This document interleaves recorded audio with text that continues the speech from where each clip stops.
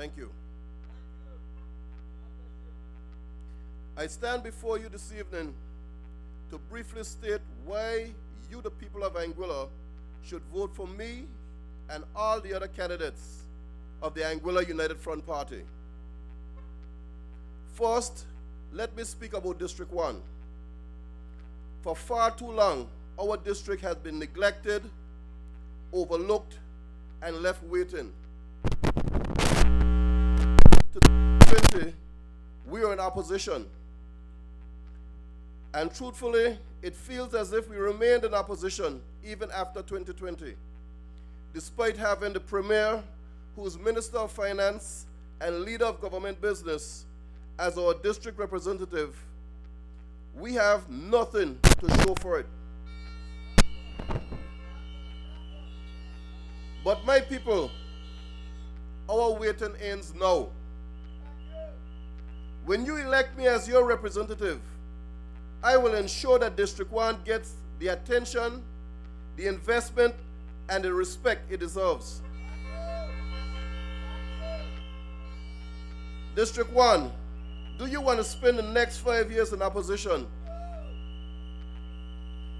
And the only way to ensure this doesn't happen is to vote for me, Claude C. Smith, the beacon, your beacon of leadership, and the 4 strong, dedicated at-large candidates, Kyle Hodge, Joseph Vanderpool, Jason Bryan, and Mr. Evans McNeil Rogers. Imagine this. Our Minister of Finance allocating funds to every other ministry, including infrastructure, with a dirt road eradication program. Yet, not one single road in District 1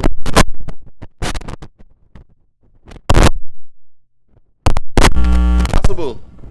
Mr. Premier, charity begins at home. But somehow, District 1 was left behind. This is not just an oversight. It's a clear message. If we don't stand up now, we will continue to be overlooked. Now we are being promised a boardwalk funded by an investor of the Savannah Bay Development Project. Another pie-in-the-sky promise.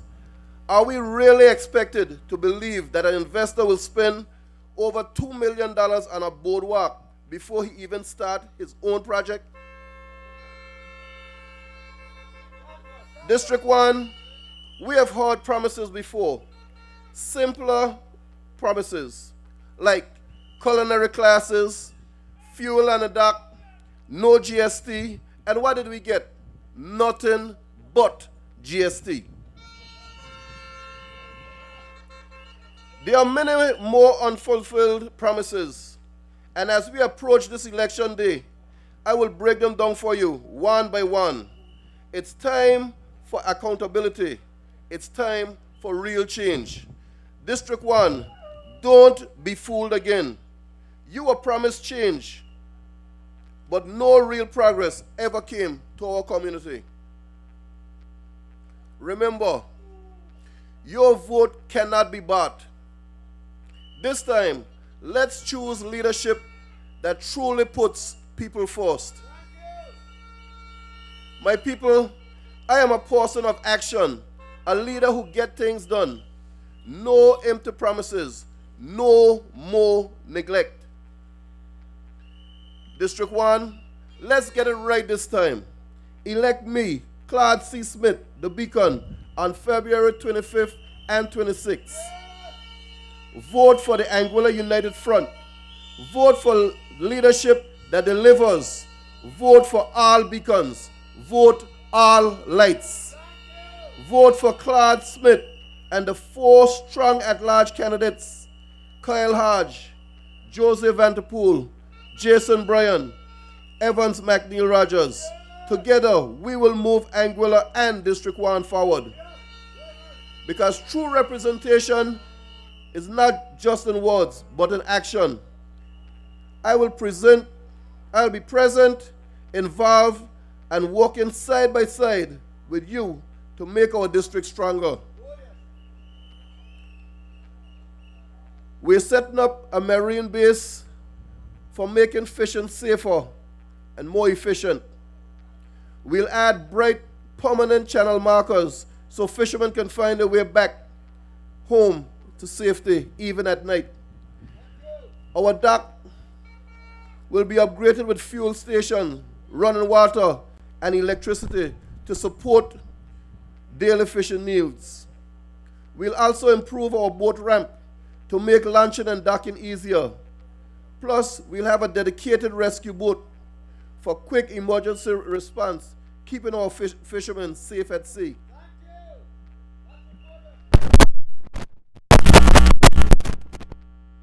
And farming and tourism. We're creating opportunities by connecting fishing, farming with tourism. The Sea to Fork program will bring fresh, locally caught seafood straight to visitors and locals, directly supporting the fishermen. The Farm to Fork program will showcase fresh local produce, helping farmers connect with restaurants and tourists. By combining these efforts with tourism, we'll create more jobs, support local businesses, and make our community go to spots for fresh seafood and farm-to-table dining. District 1, because our athletes deserve better, the playing fields in Welches, Island Harbor, and Easton will be upgraded and improved with bathroom facilities, seating areas, proper lighting, and at least one indoor facility in the district. I will ensure these fields become vibrant spaces for growth and development where talent can flourish and thrive. District 1, it's time to invest in our athletes and our future. Road infrastructure is a top priority for me. For the past 15 years, the people of District 1 have been calling for better roads. While I understand that during the time in opposition, progress was limited, that was not the case in 2020 to 2025, yet nothing was done. When I am elected, this will change.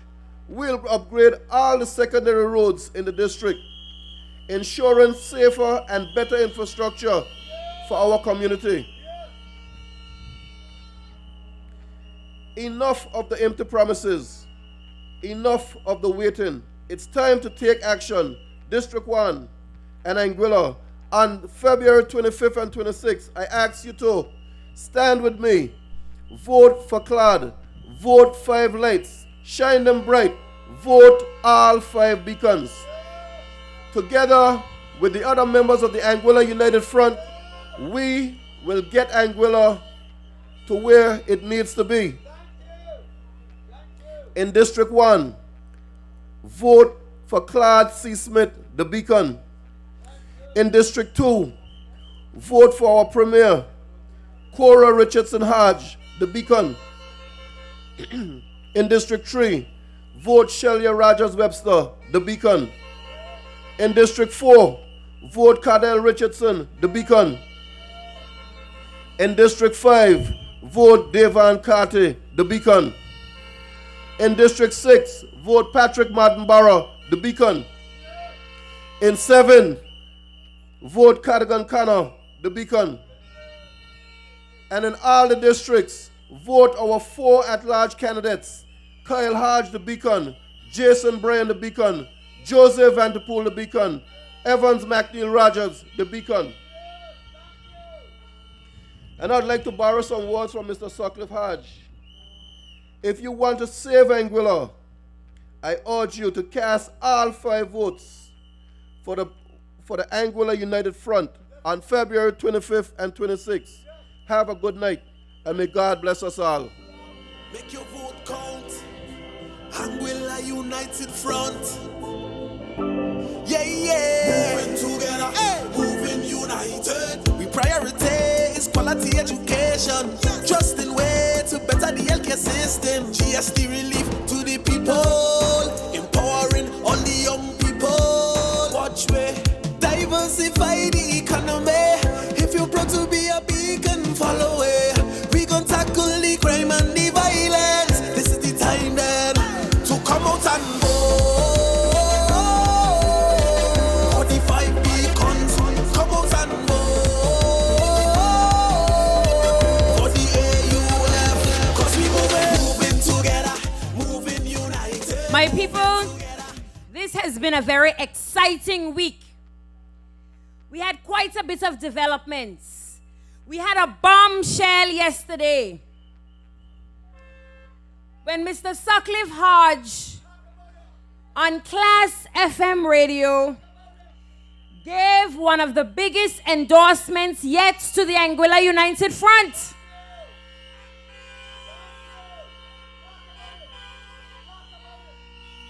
But Mr. Hodge didn't just give this endorsement in isolation. So if you didn't have an opportunity to listen to the program, I urge you to go back, because Mr. Hodge told a story. He told a story about how the APM team, from the moment they were put in office, has done everything in their power to destabilize and destroy the Anguilla Electricity Company.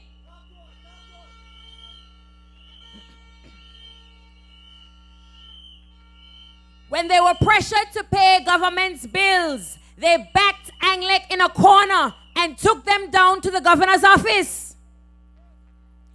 Instead of responding responsibly to that, the governor appointed an electricity commissioner to try to back ANGLEC in a corner. They refused to pay the monies that were owed to ANGLEC.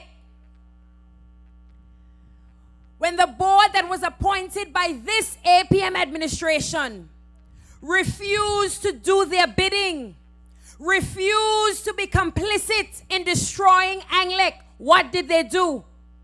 They went on radio and criminalized them. They indicated that they were an illegal board. They removed them and put in another politically appointed board of individuals who would do their bidding.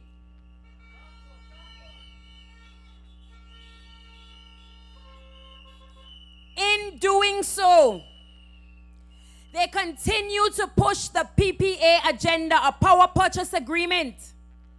I have said this before and I'm going to say it again. Pay close attention. This is a national issue. Ask the Premier. Ask Mr. Hayden Hughes. Why is it? Ask Mr. Courtney Morton. Why is it that you are pushing a PPA agenda so hard? What do you stand to gain from a PPA personally? Because I will tell you, if you talk to the people in Puerto Rico, they will warn you not to go down the road of entering into a power purchase agreement, because it will destroy you. In a recent debate, Mr. Courtney Morton would have indicated, and I quote, he has never seen the plan that Mr. David Carter's board and Mr. Sutcliffe Hodge put forward. Imagine in a live recorded public debate indicating that he has never seen or heard of the plan. A plan that has been ventilated numerous times in the public domain. Prior to Mr. Morton joining ANGLEC's board, it was ventilated.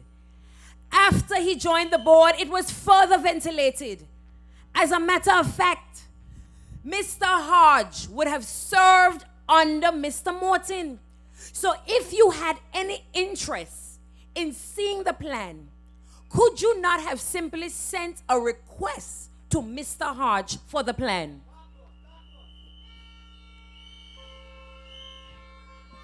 But my fellow Anguillians, the reality is this: Mr. Morton and his team never had any interest in the plan because they were put there with very specific instructions.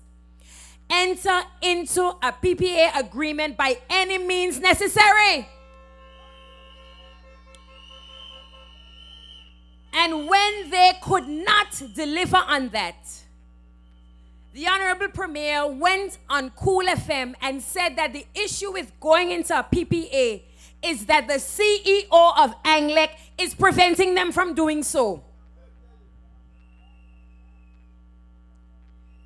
Not even 2 months later, the board at the time fired Mr. Sutcliffe Hodge without cause. Imagine performing above and beyond in your job. Imagine bringing a company from the brink of bankruptcy and then being given your papers to go home. But not just being given your papers to go home, being asked to calculate your own severance pay. Could you imagine?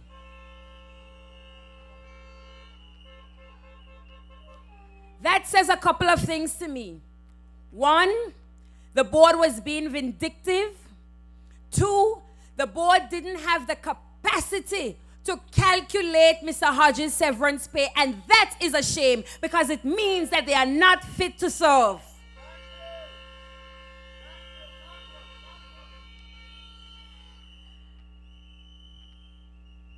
My fellow Anguillians, this evening I am very proud to present to you, over the next few minutes, some of the best ever at-large candidates that you will ever find across Anguilla.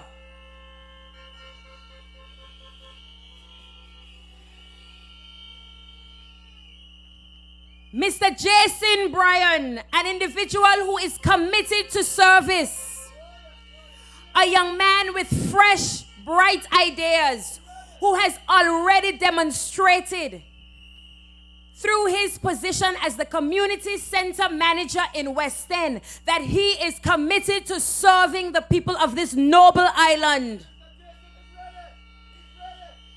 Mr. Joseph Ventupool, who from his very early years has distinguished himself as an exceptional academic, a hard worker, a critical thinker, and an exceptional representative.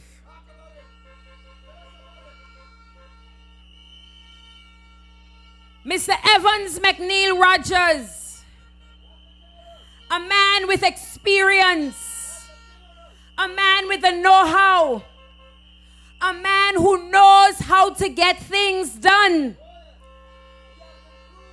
a man who understands the importance of getting his hands dirty when necessary, because it is important as leaders to work 24/7 to ensure that your people have the best possible quality of life. And Mr. Kyle Hodge, who understands the importance of sacrifice, who understands that in 2020, he took an oath to serve the people of Anguilla. And despite being in an administration where he was not valued, where he felt as though he was not staying true to the needs of the people, he made the sacrifices necessary to put people first. I don't know about you, but I'm excited about our at-large slate. Our at-large slate is filled with youth. It's filled with experience. It is filled with qualifications. It is filled with a people-driven set of people.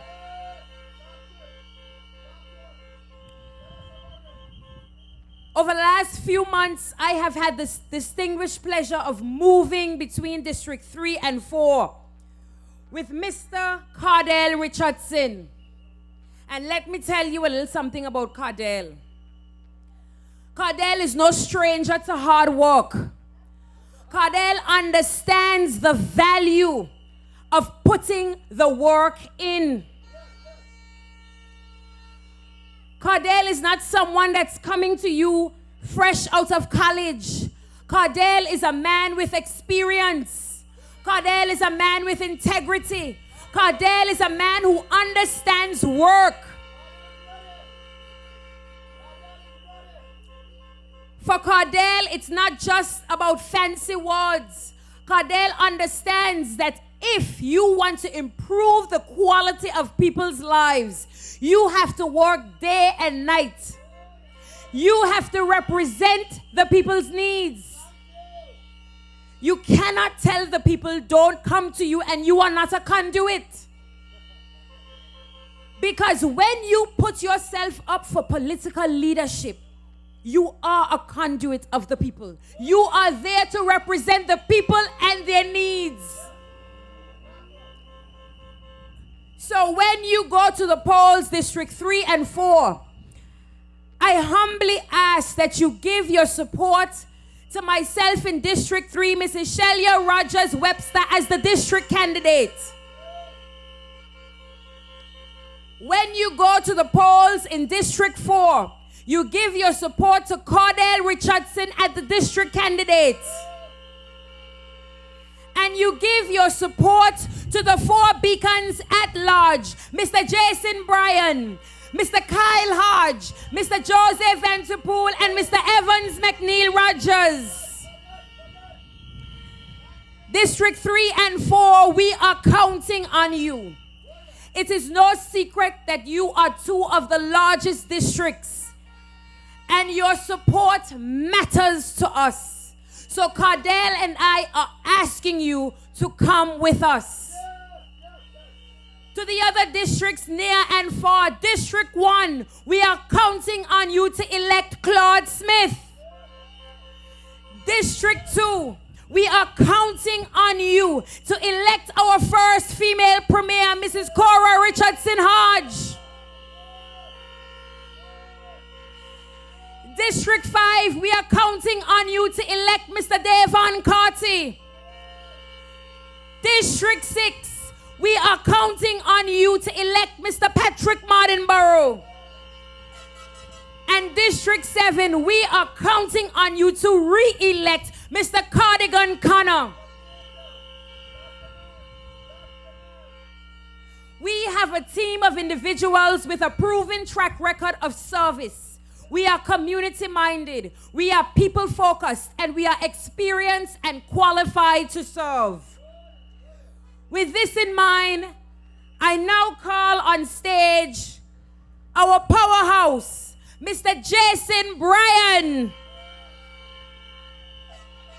Broken down and tired of living life on the merry-go-round, and you can't find a fighter, but I see it in you, so we gon' walk it out. Move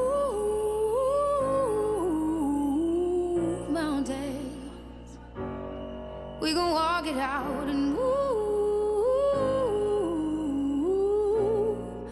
mountains. And I'll rise like the day. I'll rise unafraid. I'll rise up, and I'll do it 1,000 times again. And I'll rise up, I like the waves. I'll rise up, in spite of the ache. I'll rise up, and I'll do it 1,000 times again. Good evening, my fellow Anguillians.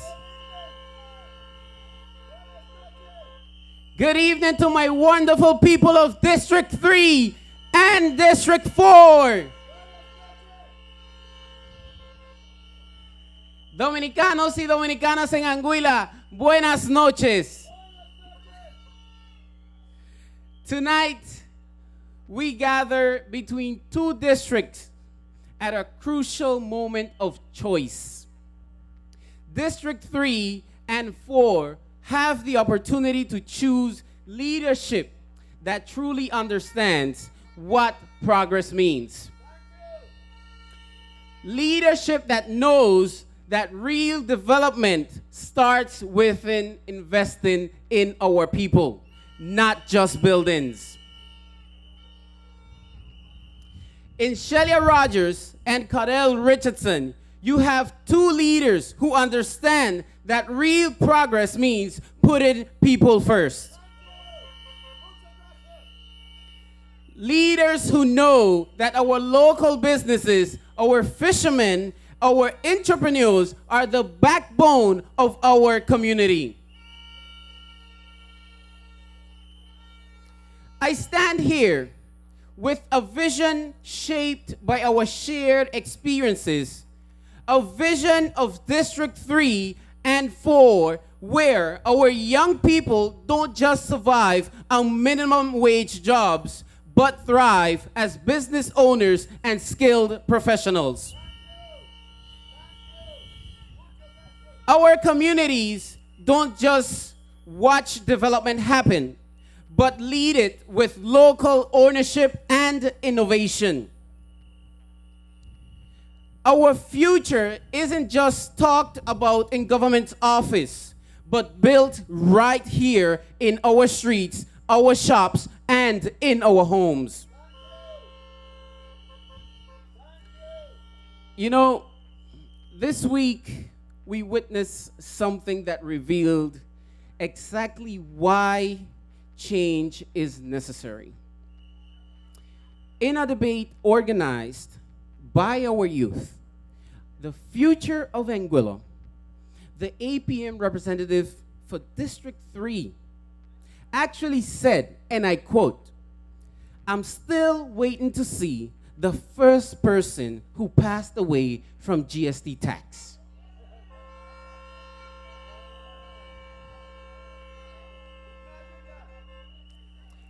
I've been taught to respect my elders and community leaders. And for the most part of my life, I've lived that way. But I must tell you, when I heard those words, I realized this isn't about respect anymore. This is about leadership that has completely lost touch with our people suffering.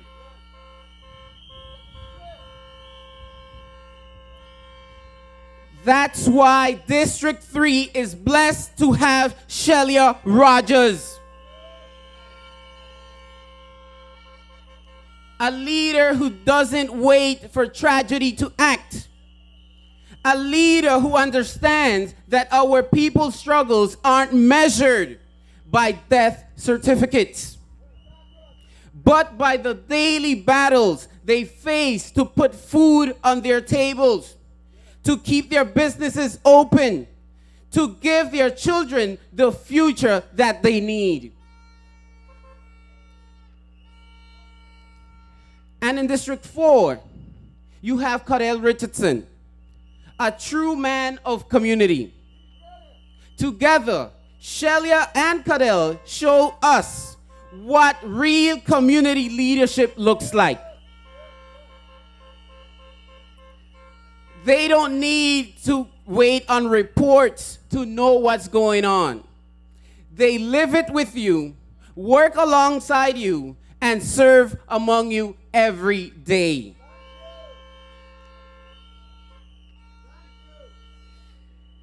Let me tell you exactly what real change or progress looks like. First, we're bringing technical and vocational education that creates real careers right here in our district. Marine services training that connects directly to our fishing, fleet, and boating businesses. Renewable energy certification that prepares our youth for the jobs of tomorrow. Tourism and hospitality skills that create business owners, not just employees. Second, we are transforming sports in our communities. When I see our young people playing in South Hill, in the Valley, and other playing fields, I don't just see athletes. I see the future of Anguilla. That's why we are supporting the upgrading of the Anguilla Tennis Academy to international standards, so it continues to be a conduit for our young people to receive scholarships to universities. Building an MLB standard baseball field to attract scouts and create million-dollar opportunities for our youth. Creating sports programs that give our young people the purpose and direction. Third, let's talk about digital opportunities. Our young people are already making their market online, creating content, building businesses, earning through social media. To support their innovation and success, we will advocate for engaging with our local banks about digital payment solutions, exploring partnership with global payment processors, and most importantly, working with ECCB to develop clear guidelines for social media earnings. District 3 and District 4, this isn't just about catching up, it's about moving forward. It's about prioritizing the kind of progress that creates real opportunities for our youth. When our young people innovate and succeed in the digital space, we need to make sure our systems support their growth.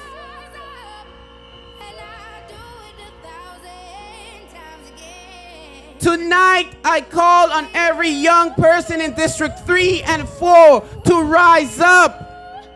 Your time is now. Your voice matters. The future is at stake. The silence is quiet, and it feels like it's getting hard to breathe. Mi pueblo dominicano, Know you feel like dying. el tiempo de levantarnos es ahora, no después.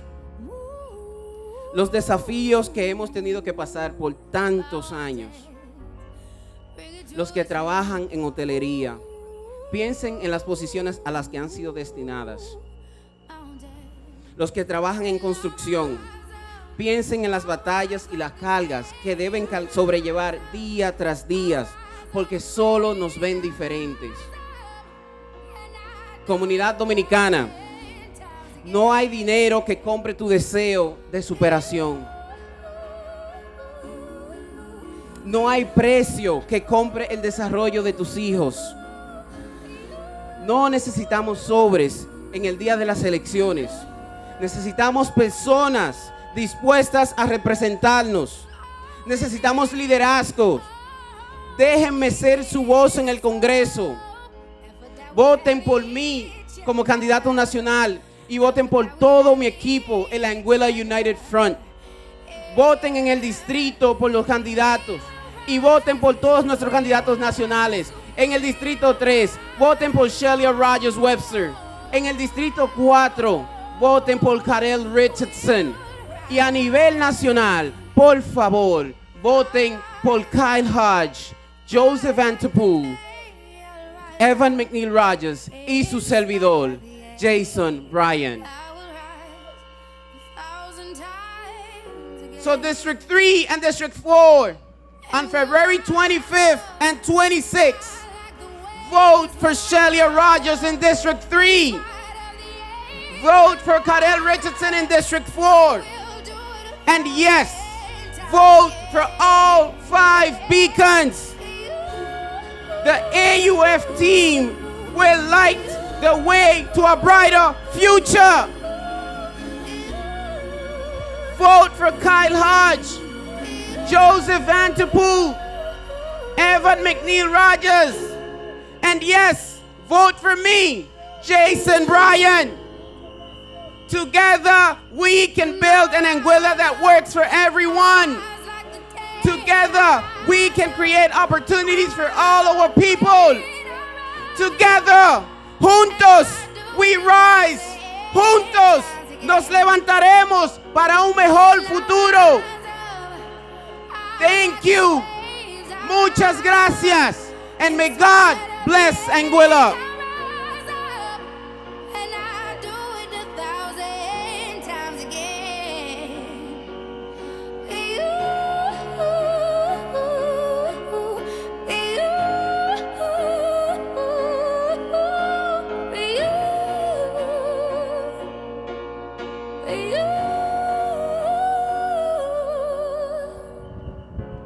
The silence is quiet.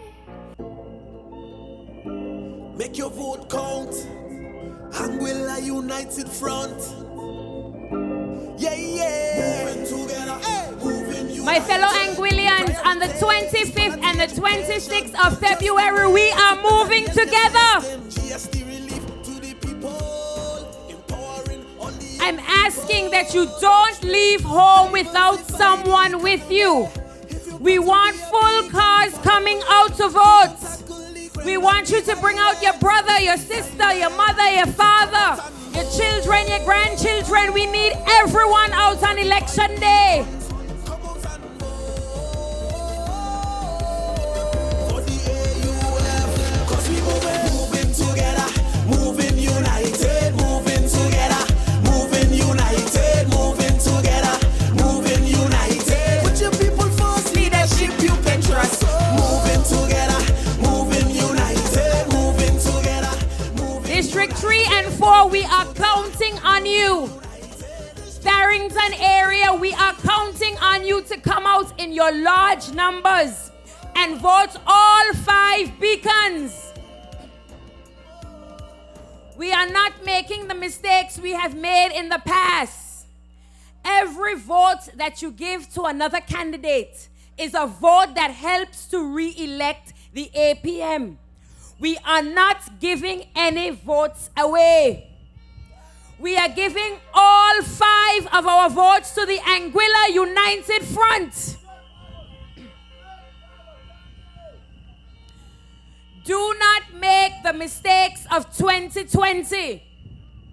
On election day, you are heading down and you are voting all 5 beacons.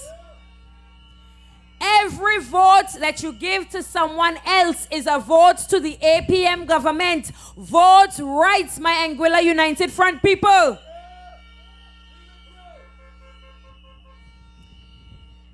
At this time, I would now like to welcome on stage an individual who has served with distinction in the Anguilla House of Assembly since 2020. He was the youngest member of the Anguilla House of Assembly. He is an individual who is not just brilliant. He is brilliant, he is well-rounded, he is committed to community service at every single level. If you're looking for Jose, where can you find him? You can find him all over the island, committing himself to community-based projects, to training in schools. Imagine my surprise when this week I was asked to come and give a presentation to Valley Primary School. Imagine my surprise, unknown to me. Jose was also invited to give a presentation to Valley Primary School. But listen to this. A few months ago, Jose and I were separately invited to Transition Day. Transition Day is when students from the primary level transition up to high school. And they bring people into the school to talk to them about transition, to encourage them, to help to prepare them. Both Jose and I were invited. We had no knowledge that each of us were invited. Imagine our surprise when we heard that the teachers were pulled up because Joseph Vanterpool and Shelia Rogers Webster was invited into the schools to talk to children. The Minister of Education indicated that there needs to be a policy developed for who can come into the schools to talk to students. But you know why Joseph Vanterpool and Shelia Rogers Webster was invited to the schools? Because when the schools call, we answer. When the schools need sponsorship for graduations, we answer. When the schools need someone to train their debate teams, we answer.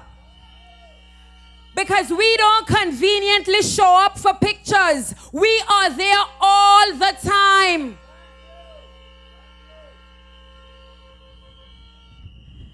So no matter what you do to the teachers, no matter what policy you put in place, they will always call and rely on us because they believe in us just as the students believe in us. At this time, I wish to call on stage my amazing and phenomenal, well-rounded colleague, the Honorable Mr. Joseph Vanterpool. Make your vote count. Anguilla United Front. Yeah, yeah. Moving together, hey. Moving united. We prioritize quality education. Just in way to better the healthcare system. GST relief to the people. Empowering all the young people. Watch way. Diversify the economy. If you're proud to be a beacon, follow it. We gon' tackle the crime and the violence. This is the time then to come out and vote. 45 beacons, come out and vote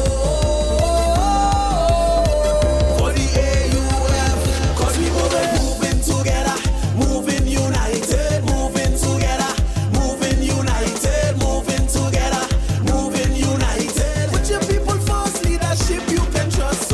Moving together, moving united, moving. Good evening, District 3 and District 4. Good evening to my good people from Island Harbor to West End. Good evening to my AUF family and to each and every Anguillian listening. I want to start off by apologizing to my good people of District 6. For while I was present at the rally in Boston and able to interact, I wasn't feeling 100% on Monday. In fact, my voice still in 100% there right now. But you know them can't keep a good man down. The one thing that I want to say, I found out that something is going around and apparently it's not too nice, my people. So I want each and every one of you listening, drink your water. Take your vitamins. Make sure you're healthy. Because whether sun, rain, sick or not, we are not staying home come election day.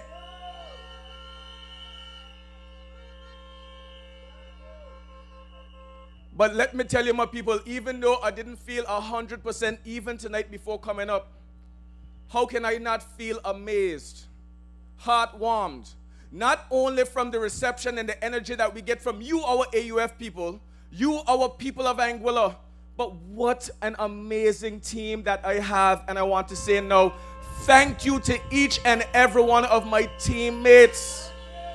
Thank you to our leader, the Honorable Cora Richardson Hodge, for her leadership and putting together such a capable team. And on that note, when you look at teams, when you look at the people who put themselves up, I can honestly say, and I'm going to ask each and every one of you, you don't have to say it out loud, but ask your conscience. Is there any team more capable, more qualified, and more ready to move Anguilla forward into the next generation after the next general election? We have a team that's balanced, not only with expertise, with training, but from diverse backgrounds, from diverse sectors, from diverse mindsets that come together and gel together to move this place upwards and onwards. That is your AUF team, and that is the best and only team to move Anguilla forward.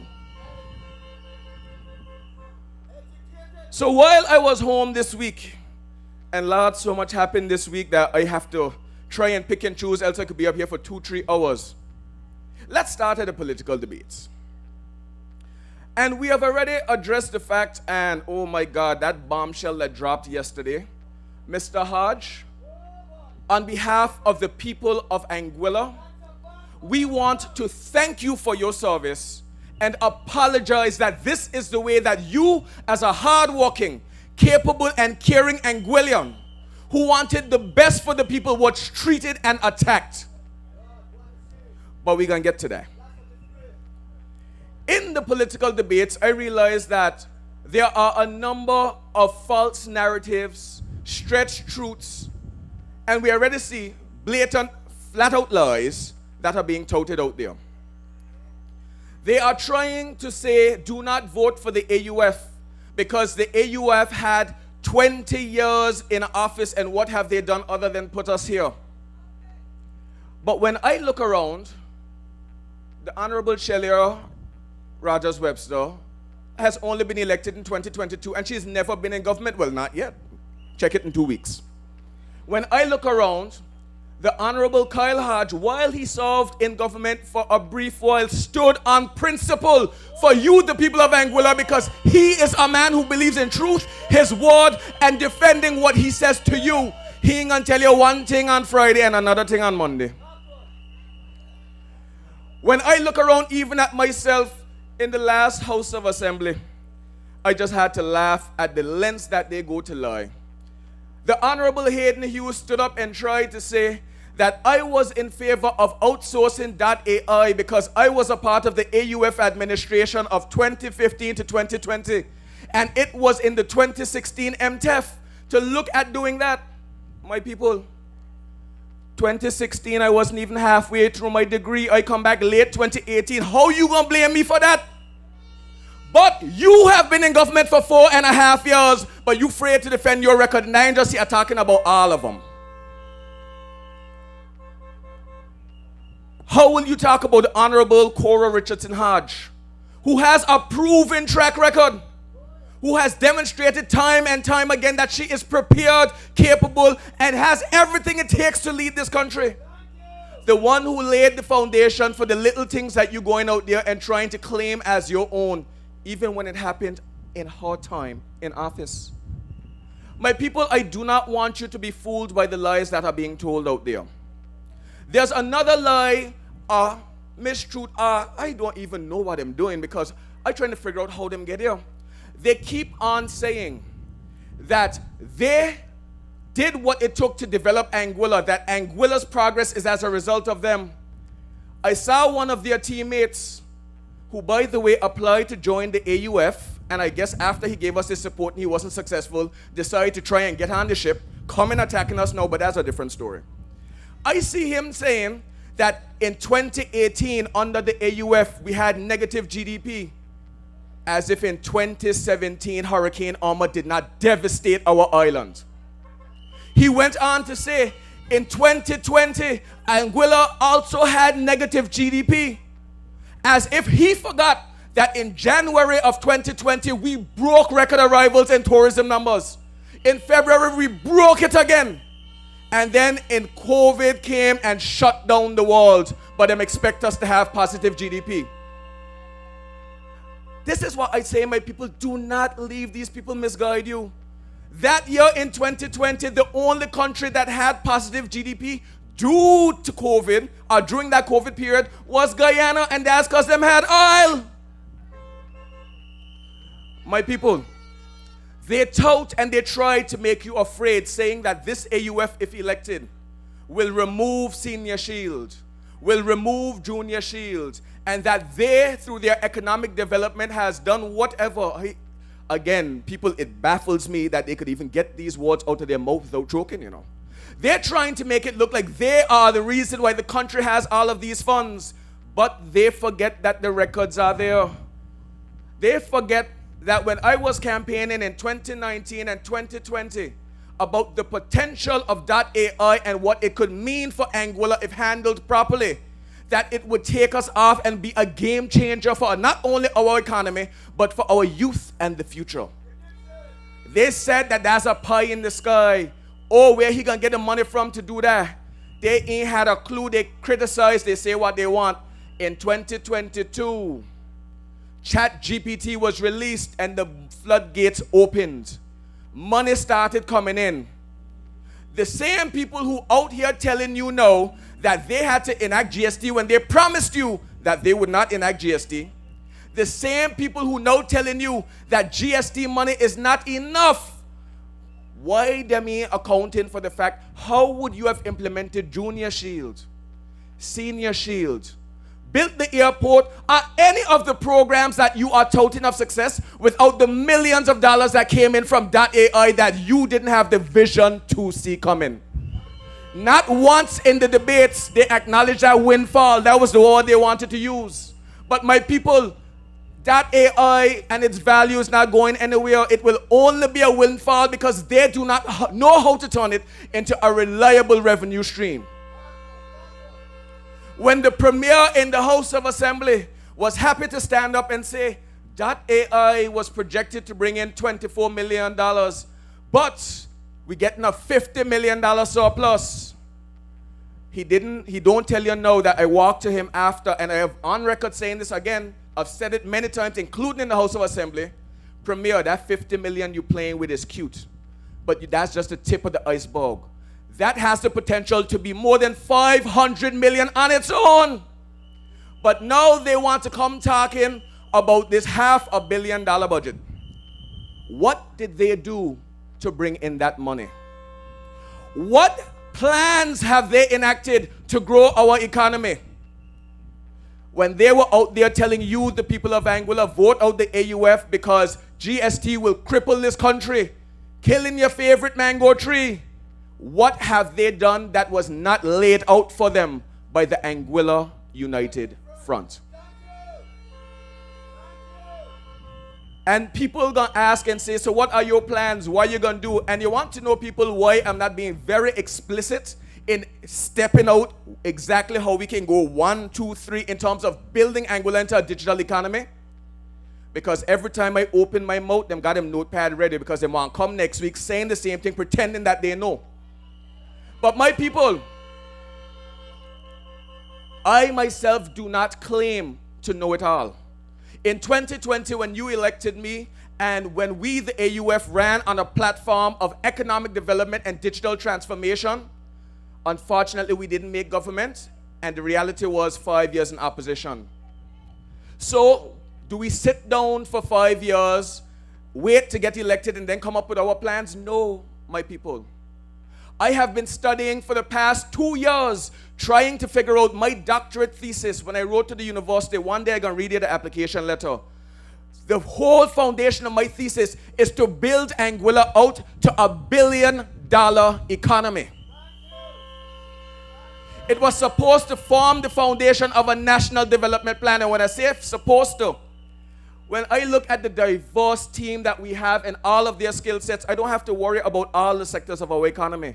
My recent focus has been on how do small island developing states learn from emergent economies to have successful digital transformation, because when we get into office, we don't plan on leveraging that AI. We will, for the benefit and for the people of Anguilla.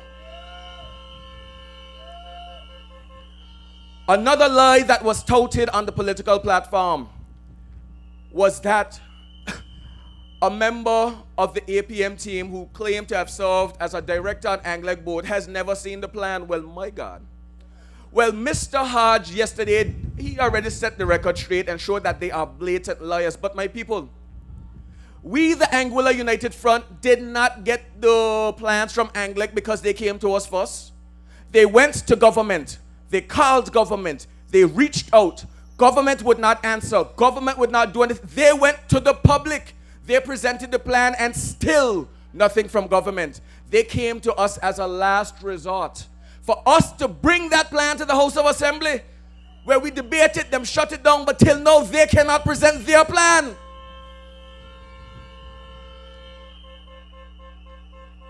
My people, I have said it on record before, and I want to reiterate this. My heart was so warmed by Mr. Hodge yesterday, hearing his account, because this government's biggest mistake in office, if you ask me honestly, was not allowing ANGLEC to follow their renewable energy plan. They're talking about electricity credits, where they give you a 500 EC here, a 2,000 EC over the course of 4 years. But they could have cut your electricity bill by 70% had they simply stepped out of the way, not be greedy, and I'm saying greedy because the maths ain't matching, and you know what I'm saying when the maths ain't adding up. But if they truly cared about you, the people of Anguilla, they would have stepped aside and allowed ANGLEC to do what it needed to do. Not only would that have set up ANGLEC as the energy provider that gave real relief to the people, but ANGLEC would have been leading in the Caribbean region. Again, my people, they have no plans. One thing that Mr. Hart said that really struck me, and it really bothered me because I do acknowledge it to be true, but it hurt my heart because we as a people need to change this as a part of our culture. And an integral part of changing this culture is who we put to lead. And what Mr. Hart said was, we as Anguillians do not value our own. Now, while a lot of people might say that's a fact, a lot of people might disagree. This government has shown you, they have told you, they say, why put ANGLEC in the hands of people who is not able to manage it? And who more qualified than Mr. Hodge? When they needed help with their education reform task force, I gladly stood up to serve because I have told them it is not simply about party, it is about Anguilla, and I am willing to help in any position I'm able to. They included me in the educational reform task force, but when it came to our .ai domain that they criticized, they attacked, they had no plans, no vision, not even a clue about. They gave it away to a foreign entity without including consulting, and think even about me. Do you know how many young Anguillians we have trained and qualified locally and in the diaspora who are hurt because what are we training ourselves for? If not to be able to come home and contribute. But our government is saying that we are not capable. And that leads me to what the Honorable Shelley Rogers Webster was saying. It warmed my heart because I didn't know she was invited to talk to the students until I saw it posted, and I let her know, but my session is tomorrow. And before people go out there attacking the teachers, I want to make something clear, because the teacher let me know. I was invited by request of the students. Shelley was invited not by the teacher, not by the school, but by the request of the students. So when you put your policy in place to govern who can come talk to the students, and you try to stop us, why you don't focus on going talk to the students so them could call you? But then again, they go out and say, what are you coming to me for? My people, especially to the people of District 3 and District 4, I want to make this abundantly clear. This election is a critical election in Anguilla's history. We are at an inflection point where we can either turn up or go straight down. And that is not in our hands, it is in you, your hands, you the voters, you the people of Anguilla. And if you want to see our youth given the opportunities, if you want to see Anguillians given the chance not only to help build this nation, but to be proud of developing this nation, if you want to see what it truly means to not only put Anguilla first, but put Anguillians first, you have no choice but on election day to go out and vote for all 5 lights. And to the people of District 3 and District 4 especially, I didn't want to sound repetitive, but you know what? Maybe last election we did not repeat enough. So you're going to get tired of hearing me saying this. On election day, there is no room for mixing or matching. No room for mixing or matching. If the people of District 3 and the people of District 4 vote for the beacon to the left and all 4 islands, that's your government. But we ain't stopping there. We vote in all 5 beacons in all 7 districts. We send in this government a message. Well, I can't call them the government no more because they are not returning. And my people, Lord, if I ever return them to the office, I'm going to let I know from now. I ain't going to tell I after. I just telling me I like licks. Because we, the Anguilla United Front team, are coming to help you, help our country, and to move this country forward. Because when these people do not have ideas and they do not have plans, what will they result on? We don't want to find out. So my people, election day, all 5 lights. Vote for Team AUF. Thank you and good night. Make your vote count. Anguilla United Front. Yeah, yeah. Moving together, hey. Moving united. We prioritize quality education. Trusting way to better the healthcare system. GST relief to the people. Empowering all the young people. How are we feeling tonight? How are we feeling tonight? If you're proud to be a beacon. I don't know about you, but I'm proud to be a beacon. We're taking this energy and this momentum straight into election. We have about 12 days left. It's a lot of hard work. We require your support along the way. If you know someone that we need to reach out to, if you know someone that we need to specifically talk to, reach out to us. This administration called a snap election because they anticipated or expected that the Anguilla United Front wasn't ready. But if you stay ready, you don't have to get ready.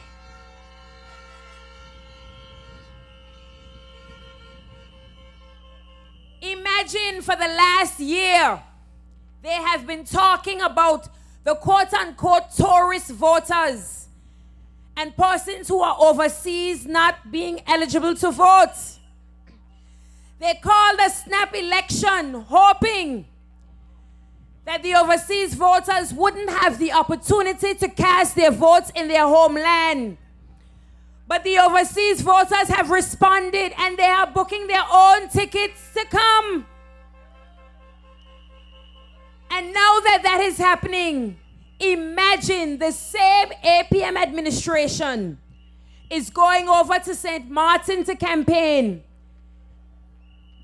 is encouraging their supporters from overseas to come. The same APM administration that wanted to throw out the voters list and start from scratch.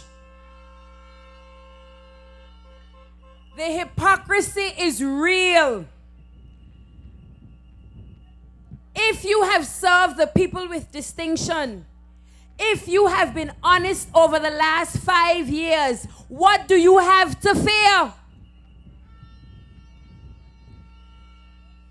On the 25th and 26th of this month, I ask that you vote all 5 beacons. If you believe in me, if you believe in Cordell, I ask that you vote all 5 beacons, District 3 and District 4. If you believe in me and you believe in Cordell, I am asking you to believe in Claude Smith. I'm asking you to believe in Cora Richardson Hodge. I'm asking you to believe in Davon Carty. I'm asking you to believe in Patrick Martinborough. And I'm asking you to believe in Mr. Cardigan Connor.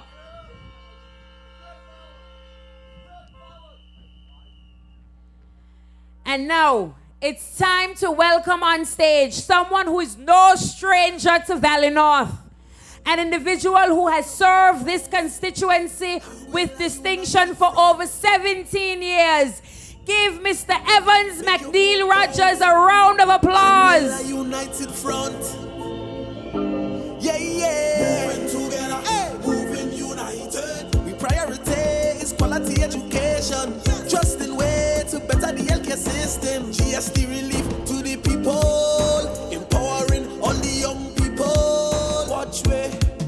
diversify the economy. If you're proud to be a beacon, follow it. We gon' tackle the crime and the violence. This is the time then to come out and vote. 45 beacons, come out and vote. For the AUF, 'cause we moving together, moving united. A pleasant good evening to the folks in Valley North, District 3, and Valley South, District 4. Thank you all very much for coming out, and I want to say a pleasant good evening to Anguilla in general, to all of the 7 districts. I'm elated. I'm so proud to be here and to be introduced by the Honorable Representative for Valley North, Shelia Rogers-Webster. I am proud to be here to assist this team and to assist Anguilla moving forward. When I look at Shelia and listen to Shelia, it is what you call the 5 Ps. Prior preparation prevents poor performance. Prepared. And when I listen to all of our candidates, I feel so proud. When you look at Jose, you look at Jason, you look at Kyle, what can you say? When we go to the districts, and you look at Claude, you look at Cora, Shelia, Cardell, Davon, Patrick Martin Burrow, and Cardigan Connor. What a team. What a team.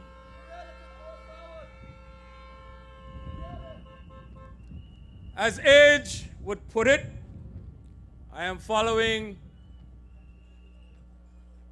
the Honorable Island-wide member Jose. You saw he can come up here and speak. They all can come up here and speak without even a script. I used to be able to do that too. But they warned me to try to stay on message and don't stray. Because if I stray, they probably will think that I would have indulged in a little bit of my special Brugal. So I am staying on script.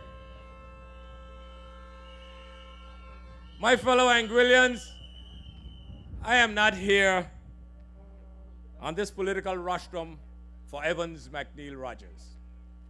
And before I get into that, Shelia mentioned and Jose mentioned the invitation from the students of the school for them to visit and really and truly talk to the students. And when you're going to have a minister of education wanting to put policies to prevent the students from inviting who they want to come to the school to address them, you know we have a serious problem. That minister does not need to be anywhere close to the halls of government again. So we've got to send her home, and I'm asking the electorate in district number 4, please on election day, send her home. Jose and Shelia did not have to use Zoom to speak to the children. When the teachers union wanted a meeting with her when the school was closed, crisis in the school, in Anguilla, she wanted Zoom. I just wanted to get that out there. We got to be cognizant of what is happening around us. This election, my fellow Anguillians, is not about $5,000 or $6,000 worth of fireworks and all sorts of stuff. This is a serious, serious election, and our country is at stake. So I'm not up here because of Evans McNeil Rogers, but I am up here to assist in the political recovery and to help rescue our beloved country from the hands of these tyrants that make up the APM. My fellow Anguillians, you have to decide on election day where we want this country to go, the direction we want this country to go. And it is in your hands. It is in our hands. We are putting ourselves up on this political rostrum, and we are offering ourselves to you, the people of Anguilla, to be able to assist our country and to take it back from these devious individuals who are and who has been in government for the last 4 years and 8 months. So I want you to be very cognizant of what we have to do in order to take this country back. There is no doubt that during this campaign, during this election cycle, the Anguilla United Front, there's a momentum, there's a level of energy. We just don't want to have this momentum and energy during the campaign and during the public meetings. We want to take this energy and excitement to election day. We need you to come out and vote like all the other speakers have said. Vote all 5 beacons. That is the way we need to do it. No mixing and matching, no twisting around and so on. You've got to look at a team that is capable and willing to move this country forward. So on the 25th and 26th, we expect you to come out and vote for us. And I guess it's because maybe I was around the block for quite some time in the political landscape.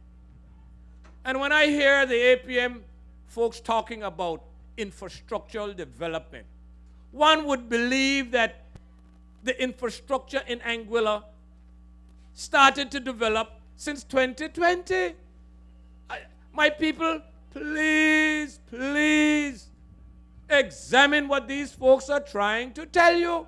Every single administration would have had infrastructural projects. Everyone, every minister of infrastructure would have been out there doing things. Everyone. So I can't understand where they're getting this idea that, someone said to me, but they're doing things. I said, which administration didn't do things? But we got to try and see what we can do because they are doing things. Every single administration did things. I remind the individual that there was a banking resolution that the Anguilla United Front, under the leadership of the Honorable Victor Banks, we took blows, political blows from some of these individuals who are now running around. And that was to save the indigenous banks. I want to ask the Premier, who is the Minister of Finance. I think a year or two ago, he was actually the chairman of the Eastern Caribbean Currency Union or Monetary Council. I want to ask him, are there any records with respect to the successes or the failures of the National Commercial Bank of Anguilla? He should be telling you, the people of Anguilla. He should be answering to you because he was part of the APM and their entire cohort who were telling you, take your money out, the bank is going to be a failure. And it is still there. That is what leadership is all about. It is still there. And when you talk about institutions in Anguilla, it brings me back to what my colleague said a little earlier in terms of Anglic. No doubt you all would have known that Mr. Sutcliffe Hodge would have ran for election for a number of times. That does not diminish the quality and the capabilities of an individual. And when you look, and when I listened to him yesterday, I think it was, on Hammer, I don't cry, but I was moved by what he had to say, and I'm hoping that the people of Anguilla listen. I am hoping that they listen. Because if you can take a board and throw it out because they're not following your agenda or they're not doing what you want to do, that is cause for concern. And if you are going to dismiss anyone on contract or any other arrangement, dismiss them without cause. Something has to be fundamentally wrong with that sort of thing. Must be wrong with it. And I'm saying that the process and the practice, of course, was part of our administration as well. That process and practice that has taken place in Anguilla for quite a long time about appointing our supporters to boards should stop, and it must stop. And when I say appointing them to boards, you have to appoint individuals who are capable of contributing to the overall development of Anguilla. Whether it's Anglec, it used to be the Health Authority Board and water, they dismantled all of that. But the point I am making here is that we have to move past that. Sutcliffe and I ran against each other. He is capable. So in a government, I must oppose him because he opposed me politically? No, it is for the good of Anguilla. That's what it is. And he was abundantly clear in his message. He said he never voted for Anna, and Anna was the Anguilla National Alliance. He said he never supported the AUF, and the AUF is a combination of the Anguilla National Alliance and Mr. Banks's party.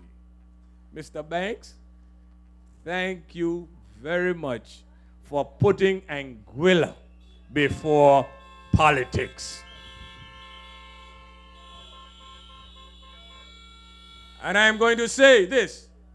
Let me go on record and to thank Mr. Hodge for putting Anguilla's interests in terms of Anglec before personal and political purposes. Thank you, thank you, thank you. That is what we were talking about.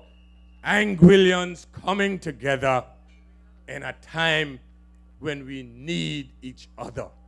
And I am not seeing this. I have not seen it over the last 4.5 years. I am disappointed in Dr. Lorenzo Webster.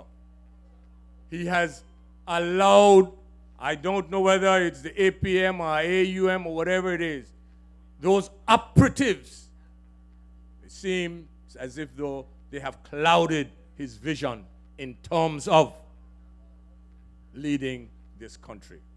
I am disappointed in him.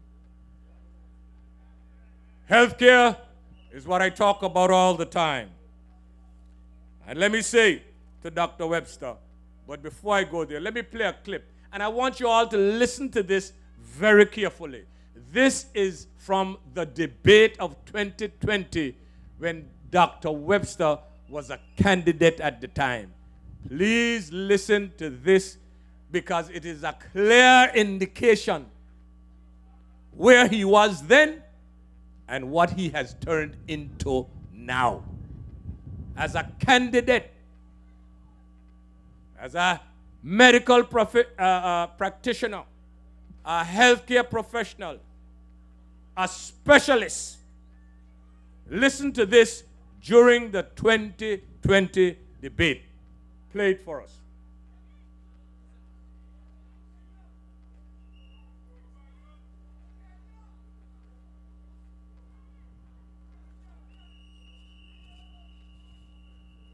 Got it? And while they cue that up, let me make another point here. When we're talking about the debates, they all come to the debates. They all are campaigning through these debates. Every single one of the APM candidates thus far in those debates, you would have heard about Junior Shield, Senior Shield, the airport terminal. You would have heard about the removal of GST from food and the vouchers and the payments to Anglic. That's all good. I don't have an issue with that. But at the end of the day, are they listening to the cries of the people that must go to the grocery stores and are faced with those harsh reality and the prices that are there? Are they in tune with what's happening on the ground?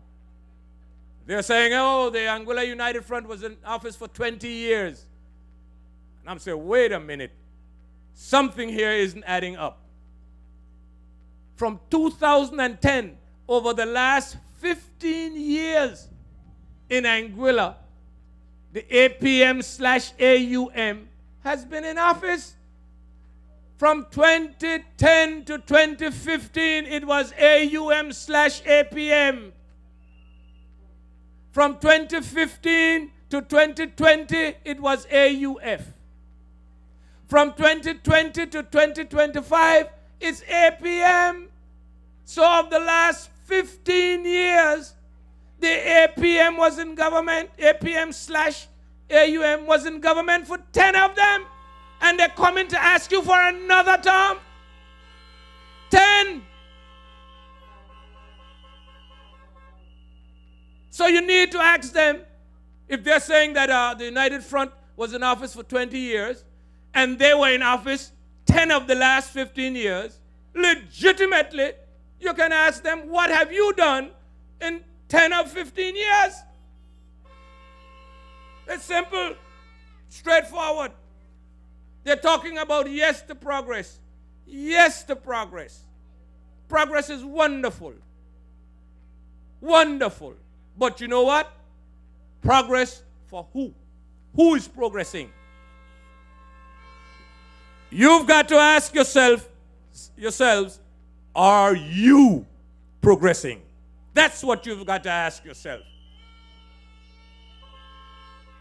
And let us be reminded that at the end of the day, Anguilla is bigger than all of us. As small as it is bigger than all of us.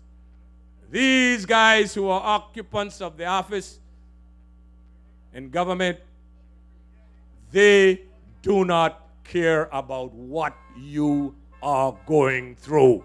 They do not care. It seems like they're having little technical difficulties, but at the end of the day, what Dr. Lorenzo Webster was saying in that debate in 2020 was that he was going to telemedicine. You don't have to be here for specialists. He spoke about robotic surgery, where folks in thousands of miles away can be controlling the robotics while you are here. He spoke about all sorts of wonderful things that are needed. All sorts of wonderful things. And I wanted that to play because I want to ask him, and I want to ask you, the people of Anguilla. That is what he was saying 5 years ago. And we need to ask him, of those things that he spoke about, how much of them is here today? Reality, reality. How much of them is here today? And I would have said it before. You remember in 2015 election, up at the Vivian Vanderpool School, Brother Clive, did you go and get some checks? There were some doctors, nurses, and everyone. Okay, good. And he was a candidate at that particular point in time. In 2020, he was the occupant of the highest elected office in this country. Have you seen any of those folks back here since? These are questions that you must ask the doctor. And when we go forward and we're talking about the health care, I have a whole list of things that we intend to do in health care. So when those folks are talking about, oh, don't tell us what he didn't do, tell us what you're going to do, here's what we're going to do. On day one, the 27th of February, I intend to sit down with the folks from the Department of Health Services and make an assessment with their thoughts and their ideas moving forward, not mine. The staff must feel that they are welcome and appreciated for the work that they have done under harsh and severe conditions for you, the people of Anguilla. And don't forget, in 2020, they were all around here parading, and when they won the election, there's a doctor in the house, and that doctor has disappointed all of us here. Totally disappoint us. So you'll have to get with the staff, and we'll deal with them. We have to look at the inconsistent standards of care and service, especially in our public health system. Have to look at it. There is so much uncertainty in the public system. Some of it because of the doctor taking away, doing away, repealing the Health Authority Act and going back under government without a clear vision as to where he wants to take it. After 10 months, it was last week or about 10 days ago, that he had the first meeting with the staff. Technology right now is to you got it? Process medical records, but we can also access specialists by telemedicine. Also, in terms of digital health, one of the ways that we can use technology right now is to process medical records, but we can also access specialists by telemedicine who don't have to be in Anguilla at the time to provide the services that we need and that are necessary, and that would reduce the cost. Certainly, if it's a surgery that's necessary at this point in time, the surgeon can be here to do that. But there's also robotic surgery where the surgeon can be elsewhere and just have persons on the ground doing the operation with their hands controlling the robot, which could be thousands of miles away. So there are lots of things that technology can do for us. But it improves our training. We can have save money because we don't have to have our government officials traveling all the time and spending money in these first-class accommodations.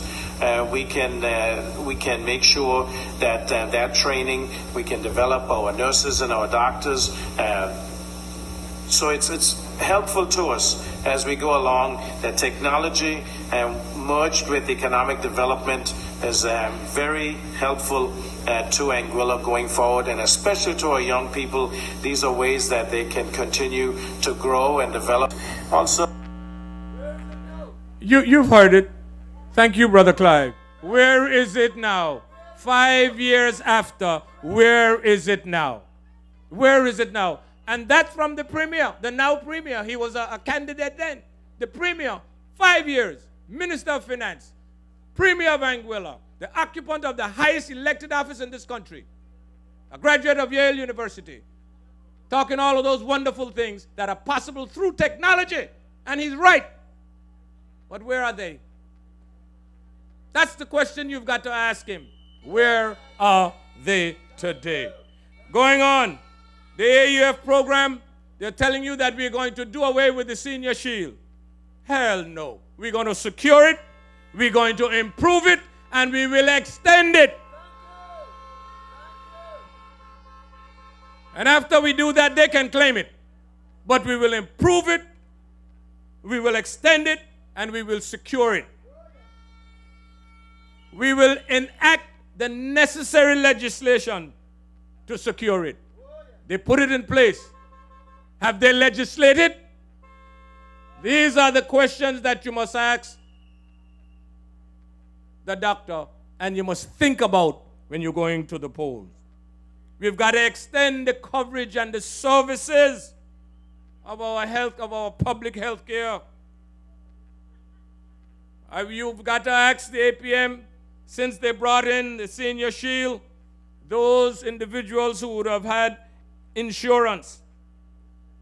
You can recover some of the costs from the insurance, if they have insurance.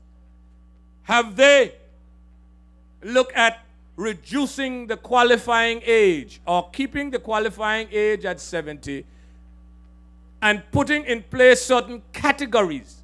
You don't have to be 70-year-old to have a debilitating lifelong disease. You can be 38 years old. So what's going to happen to you in that case?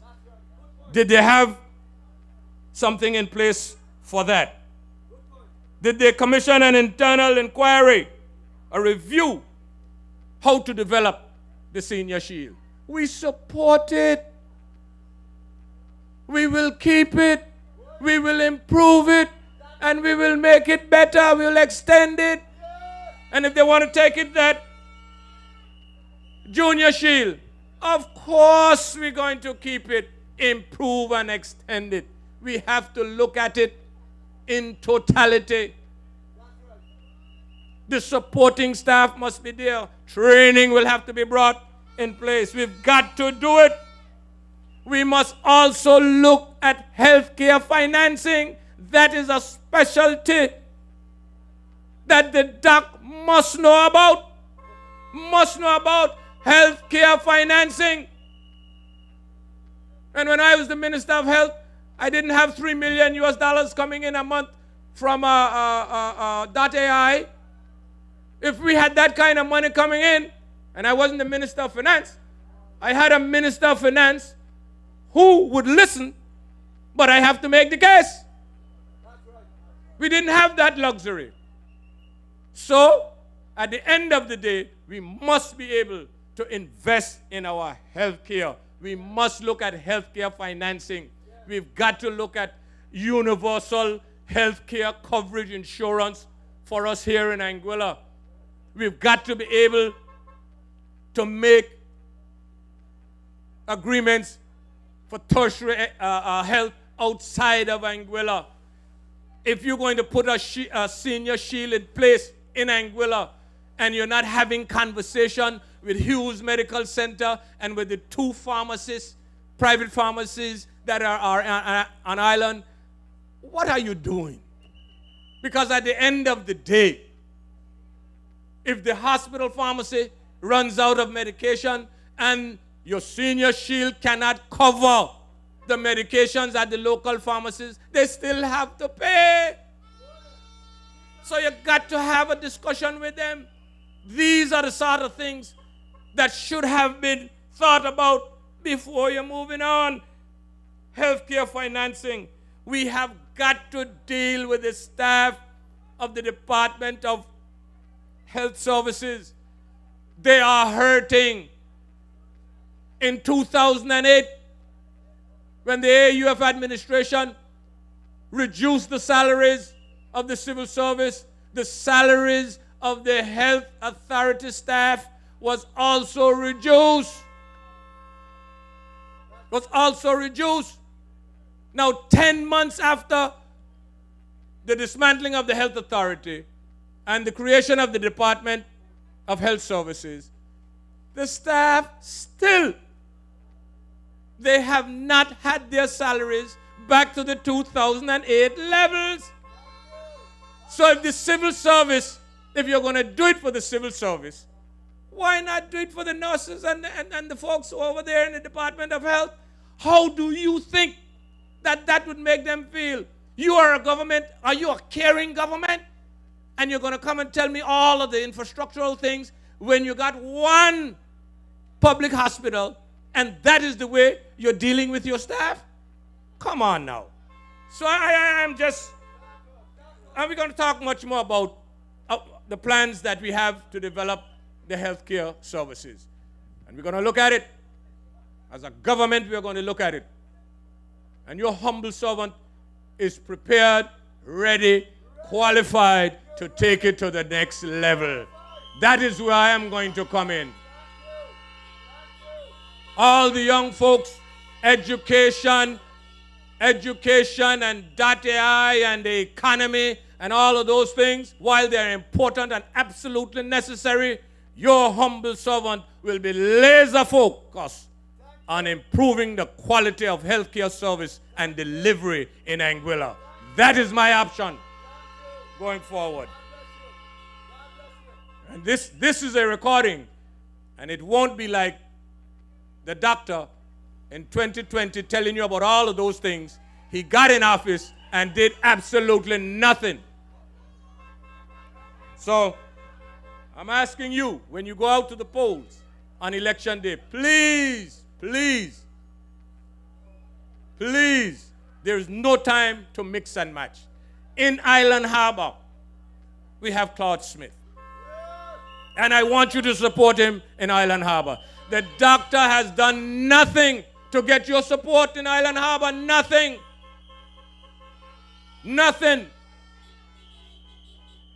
In District 2, we have Cora Richardson Hodge. Prepared, experienced, well thought out, the first female premier of Anguilla. She's not a rookie coming in. Not a rookie. She was there before, and thank her that my grandchildren, none of whom were born in Anguilla, are able to earn a piece of this rock and call it their own without an alien land holding license. Got to thank her. I've got to thank her and Mrs. Blondell Clough and the permanent secretary at the time, Ms. Chanel Petty Barrett, for the work that they would have done to afford me the opportunity to run at large and not be restricted to one district. Thank you. In district number 3, there is Shelia Rogers Webster. You don't need no introduction for that. In district 4, there is Cardell. What a breath of fresh air to district number 4. And he won't ask you, why me? No Zoom. You go to District 5, Devon Carty. Well-rounded. They're going to say all kind of manner of evil against any candidate. And when you're going out there and talking those things about candidates who are putting themselves up for office, it means that you are afraid. You are afraid. Number 6, Patrick Martin Burrow. And he's up there against one of the most demonic individuals that you can think about.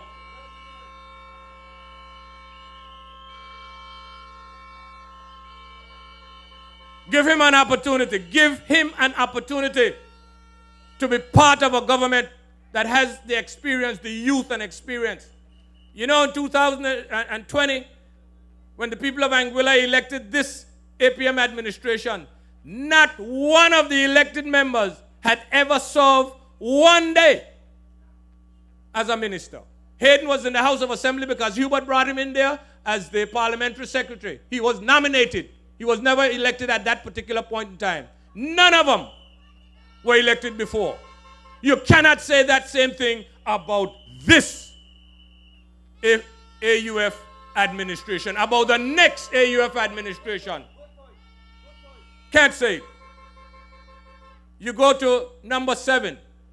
Brother Cardi is there, always there. And when you come to the at-large candidates, there is no mixing and matching for the at-large candidates. The old soldier is here, Evans McNeil Rogers. The young soldier, Jose Vanterpool. We have another young soldier in Jason Bryan.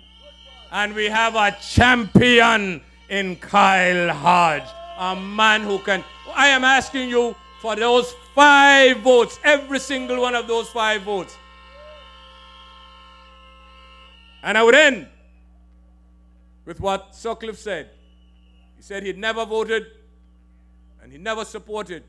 But this time around, he's given his 5 votes to the Anguilla United Front. And that is what I want to hear you, our supporters, and this country is saying. We are going to give your 5 votes to the 5 alliance candidates. Good night. Next person up. And see you. God bless you. God bless Anguilla. And we're looking forward for the excitement and the energy on election day. We prioritize quality education, trust in way to better the healthcare system. GST relief to the people, empowering all the young people. Watch me diversify the economy. If you're proud to be a beacon, follow it. We gon' tackle the crime and the violence. This is the time then to come out and vote. 45 beacons, come out and My fellow Anguillians, it's time to vote. It is time to vote on election day. On the 25th and 26th of February, we expect to see you out from early in your numbers. At this time, I would now like to call on stage a man who is no stranger to District 4. An individual who has dedicated decades of his life to service. A statesman. An individual of courage. The former Premier, Mr. Victor Franklin Banks.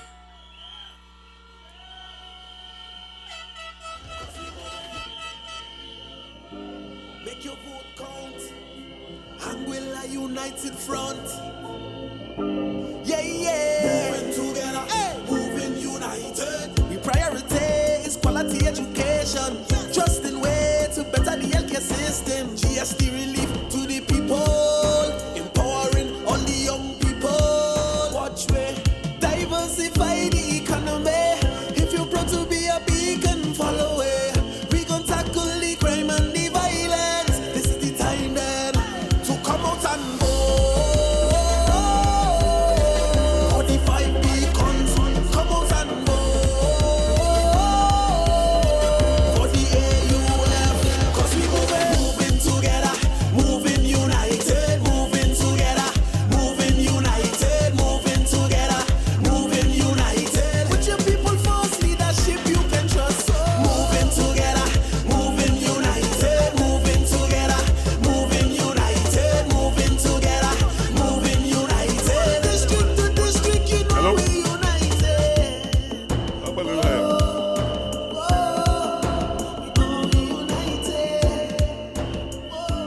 Good night to the people of District 3 and District 4. I am so proud to be given the opportunity tonight to speak on this platform, which is a joint platform of District 3 and District 4. 2 constituencies which I had the honor and the privilege to represent.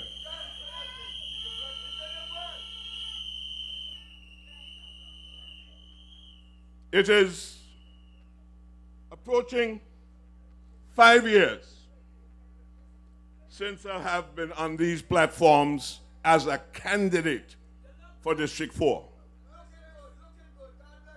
However, today, I am here not as a candidate, but to support, endorse, and encourage a new candidate in the person of Mr. Cordell Terran Richardson. Give him a round of applause.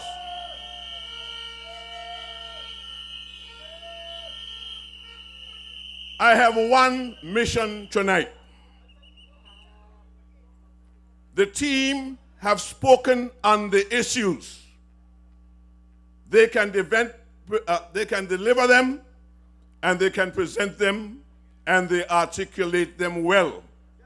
And so there's no need for me to be on these platforms saying anything about what will happen after the next election, because I know that we have a capable team in Anguilla, the Anguilla United Front team. All 11 candidates are qualified in their own way. They have different skills and abilities, and I know and I'm confident that we will represent you come the 27th of February.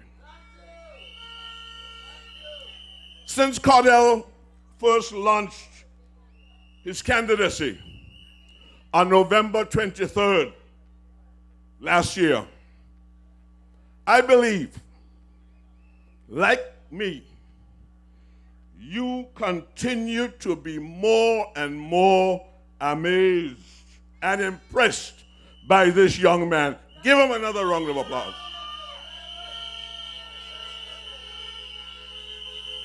We all knew from the outset that he would be a very good candidate. But now, increasingly, we are beginning to realize that he is not just a very good candidate, he is a great candidate. Cardell has navigated a very steep learning curve with confidence and with skill,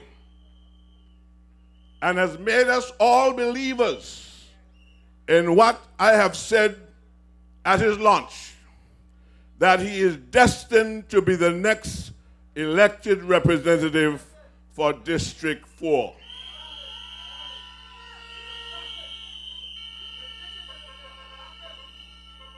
But how did we get here? How did we get here? A question for those of you who have short memories. It is because the majority of voters in our district accepted the catchiness of the phrase, change can't wait. And they decided to give the AUM candidate in this district an opportunity to deliver on that message. Almost 5 years later, many of those same voters are disappointed in the outcome. It was a competition between a 72-year-old man, tired old man, walking with a stick, and a recently crowned Miss Anguilla and Miss Universe UK, Great Britain, a vivacious 27-year-old, brilliant and attractive young woman. It may not have been fairly dubbed a race between Beauty and the Beast, but must be graciously considered a race between youth and experience. The voters made a clear choice. And as in some cases, I believe, there are occasions when both candidates or both participants in a race can win. My opponent won the popular vote and a chance to represent the people of District 4. And I won the opportunity, after being the representative of District 4 for 30 years, to get a well-needed rest. Truth be told, I believe I got the better end of the deal.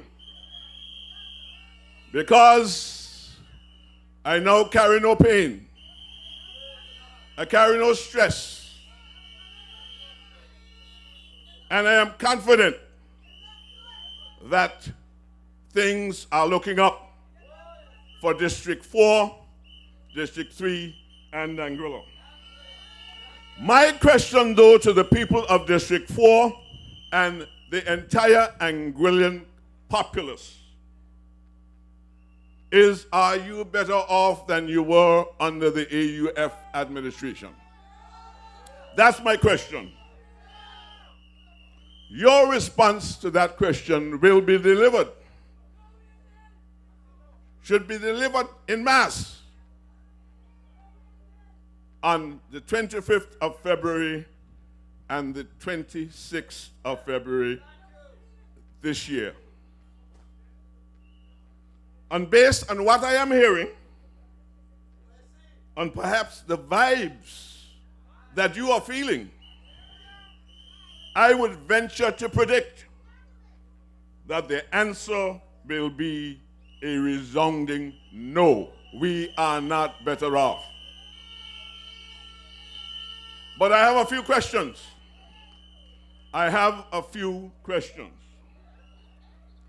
Did the recent representative of the district put her people first? Did she really understand and represent the issues that you have been experiencing as a people? Can you trust the soundness of her judgment and her decision making? Can you depend on her to be faithful to the promises she made to you when she sought your support in 2020? Do you believe that she deserves another term of office? Or put it another way, did she live up to your expectations? Increasingly, it has become apparent that despite her good looks, Deanne is not looking good in Valley South. Despite her good looks, Deanne is not looking good in Valley South.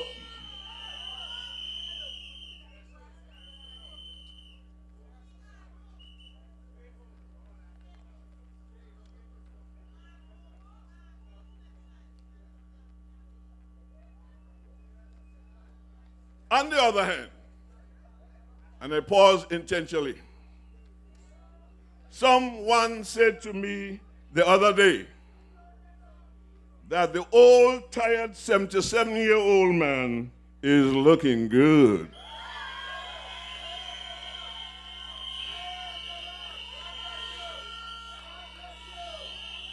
I responded to those persons politely and said, thanks be to God, God is good. But I added, to be quite honest, looks can be deceiving. But that applies not only to me, but it applies to the former representative of District 4 as well.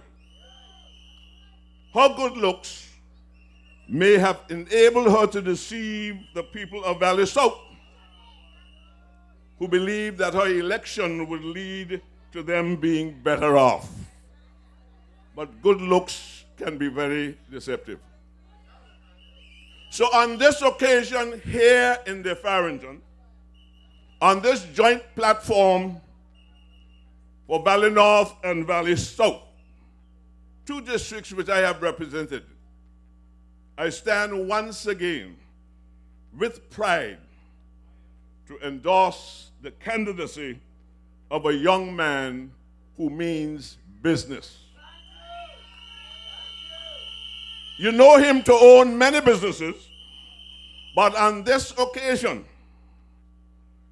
his business, what he is in business to do, is to ensure that the people of Valley South and the people of Anguilla are put in their rightful place.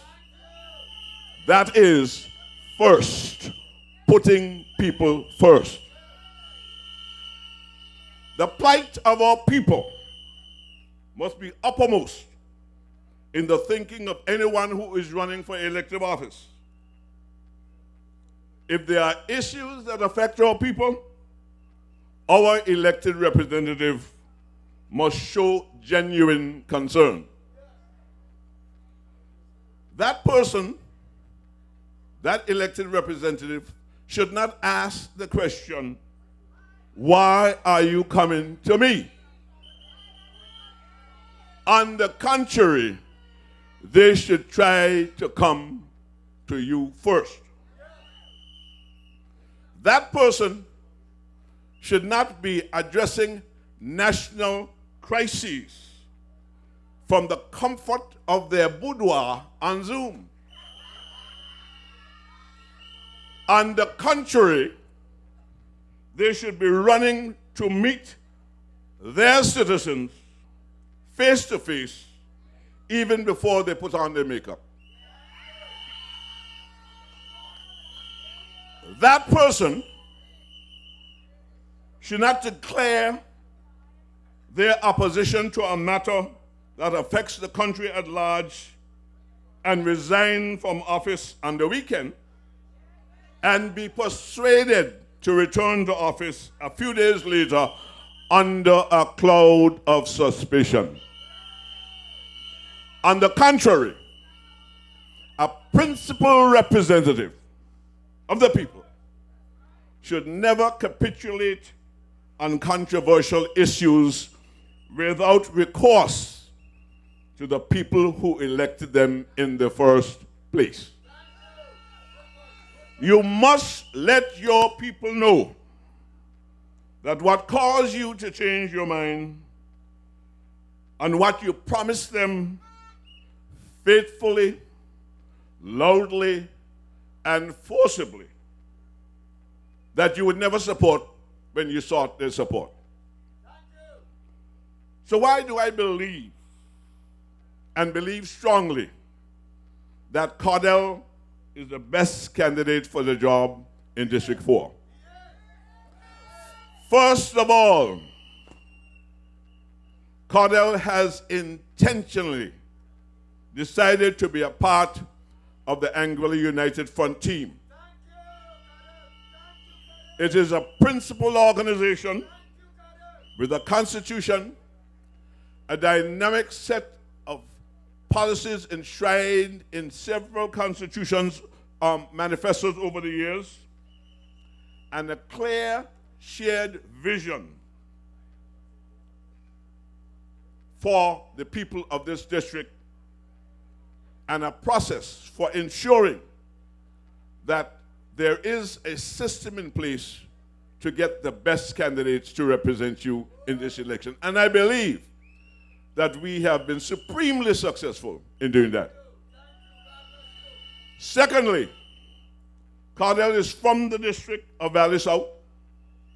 He was born in Valley South, specifically Ray Hill.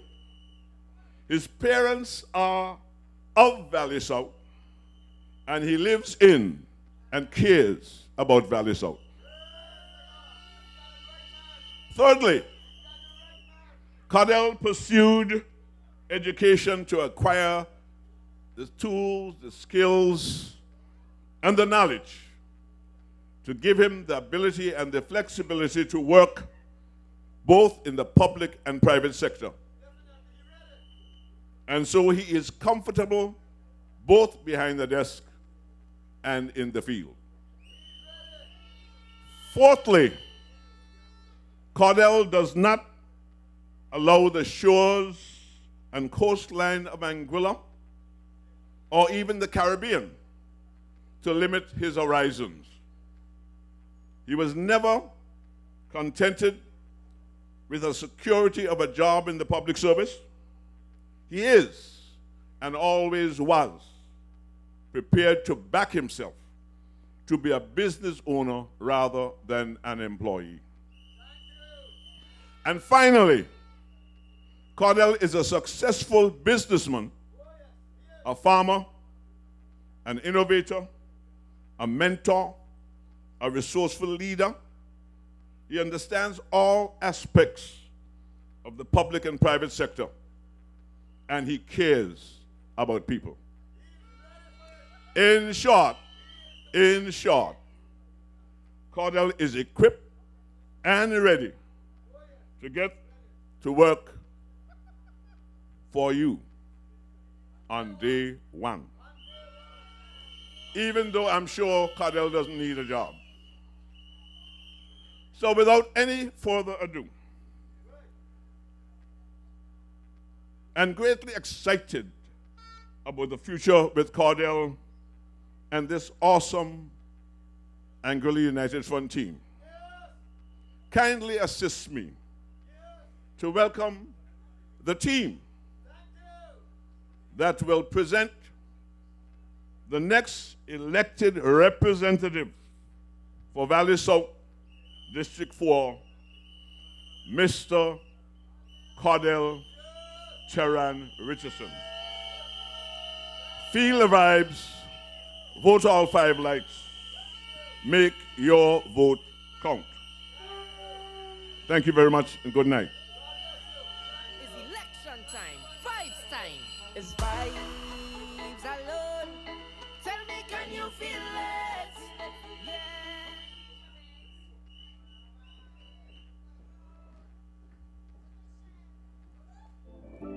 Make your vote count. Give Mr. Banks another round of applause.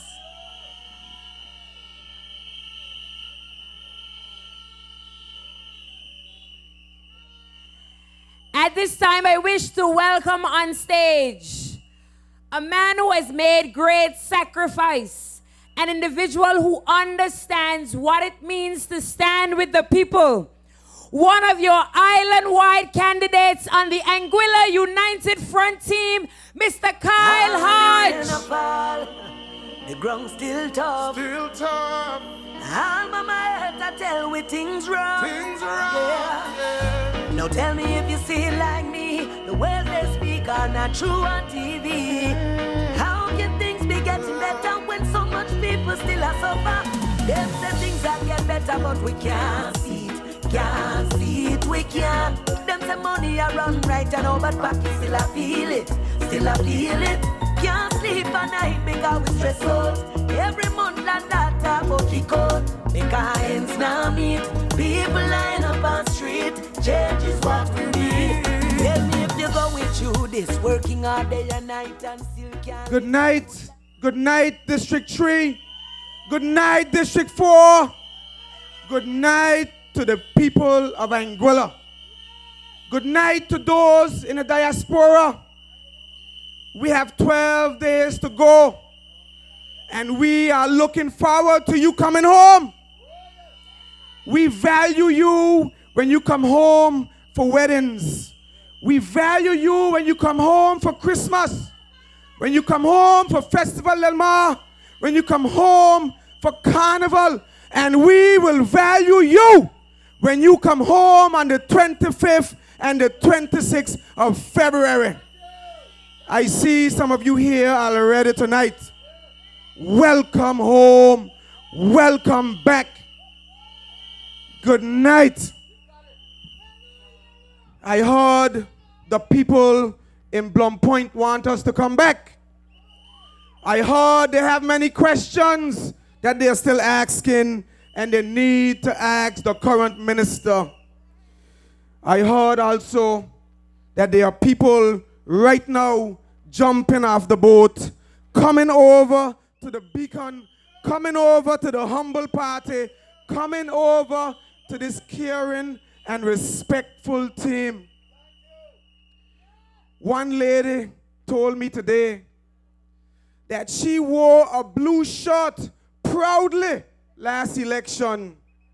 But today, because of how they treat people, because of the lies that they tell, she is proudly wearing a beacon shirt.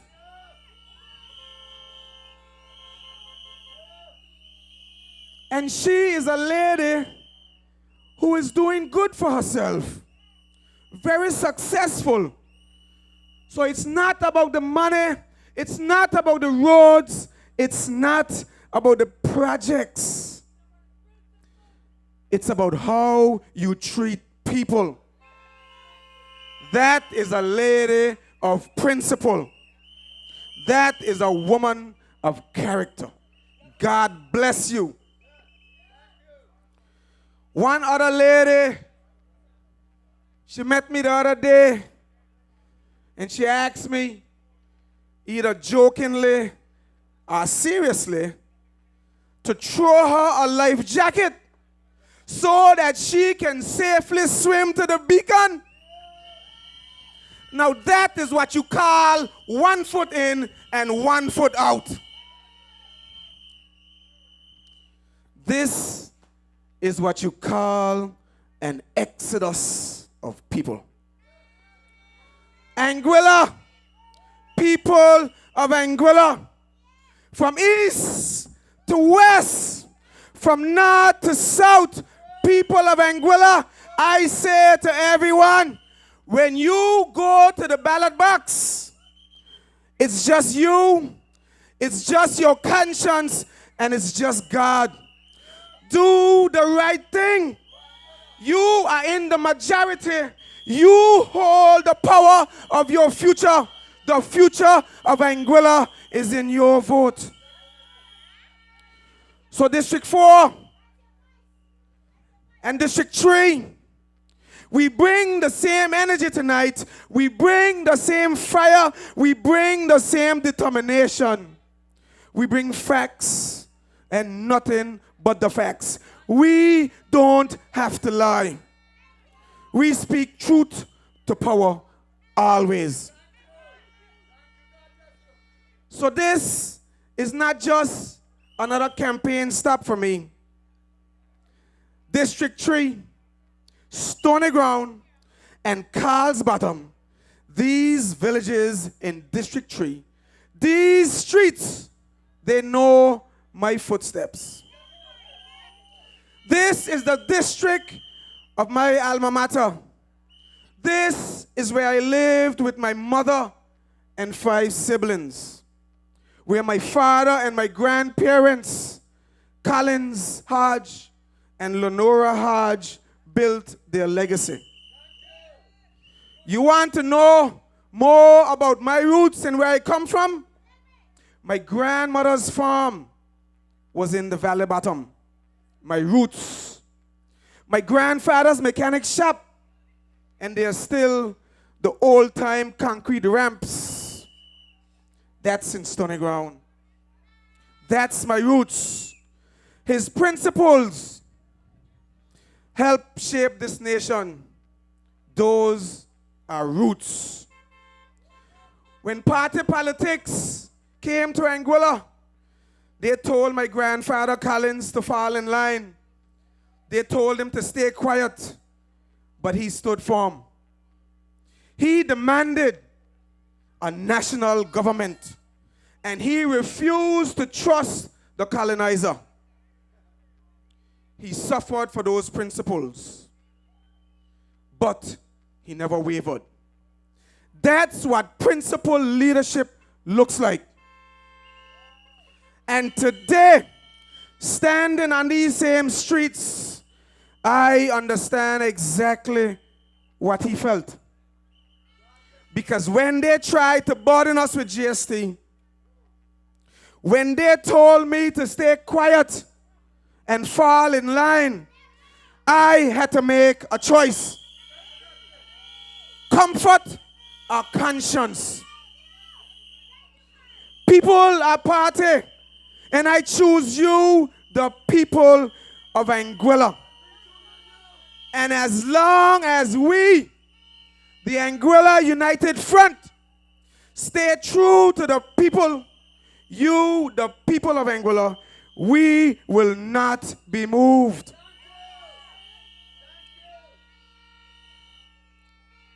Just this week, we saw exactly why these choices matter. In a debate organized by our youth. The current representative for District 3 for the APM said, and I quote, "I'm still waiting to see the first person who passes away from GST tax." But you know what? He doubled down. He went on to say he's waiting to hear a doctor diagnose someone because of the high cost of GST. Now come tell me. Well, APM representative Courtney Morton, let me tell you something. Your own leader, Dr. Ellis Webster, he's a medical doctor, but he is so disconnected from the people's suffering that he can't even diagnose the pain he has caused, the GST has caused. Imagine a doctor cannot diagnose the pain that his own GST is causing. He can't see families who are choosing between medicine and food. He can't see businesses shutting their doors. He can't see promoters cutting back on events. He can't see communities breaking under pressure. A doctor who cannot see his patient's pain has no business leading this country.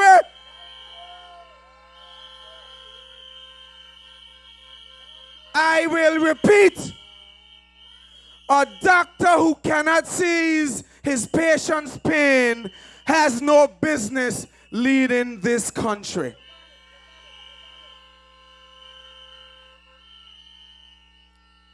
A party that waits for death certificates has no business governing our people. You see, leadership isn't about waiting for tragedy. It's about preventing it. That's why I stand before you as a proud member of the Anguilla United Front. Not because it's convenient, but because it is right. Not because it's easy, because it's essential to fix the ills of the people. District 3 and District 4, you know my heart. You supported me last election as a son of your soil. I gave that team everything I had because that is who I am. I believed at that time that they had your best interests at heart. I believed at that time that they represented servant leadership. But when that team stopped putting people first, when that team started victimizing and bullying people, I had to stand up and walk away.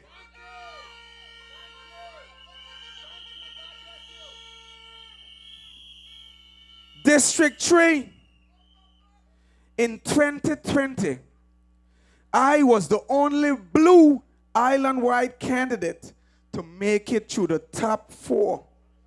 Because for me, politics transcends party, and you, the people, recognize and respected that. Leadership is about respecting people and honoring your commitments. Period. Period. So tonight, we stand here for District 3 and District 4 to support Shelia Rogers Webster and Cardell Richardson. And let me tell you first about Shelia Rogers Webster. While others show up at election time, Shelia is there every day. While others make promises, Shelia delivers. While others talk about helping, Shelia works. When our elderly needed support, Shelia was there. When our children needed school supplies, Shelia was there. When our community needed a voice, Shelia was there. District 3, to everyone in Northside, everyone in Tackling, in Shoal Bay, and the rest of the villages, but especially Stony Ground, especially my people in Carl's Bottom, my stamping ground, who stood with me last election. Look at Shelia's record. Look at her work. She's not just another candidate. She's a daughter of the soil. She's a fighter. Throw your support behind Shelia Rogers Webster. And District 4, let me tell you about Cardell Richardson, a humble man from Rehill who stands out in a time when politicians are full of empty words. Cardell is genuine. When he gives his word, it's like a bond. Cardell is trust. Cardell is integrity. Cardell is dependability. If he cannot make a difference, he will not waste your time. District number 4, you have seen his short campaign. In just a few months, he has been able to deliver. If you want to see this district transform, if you want to see your community uplifted, neighborhood by neighborhood, then let's stand together. Let's hold hands with Cardell Richardson. Cardell is the man, and Cardell will deliver.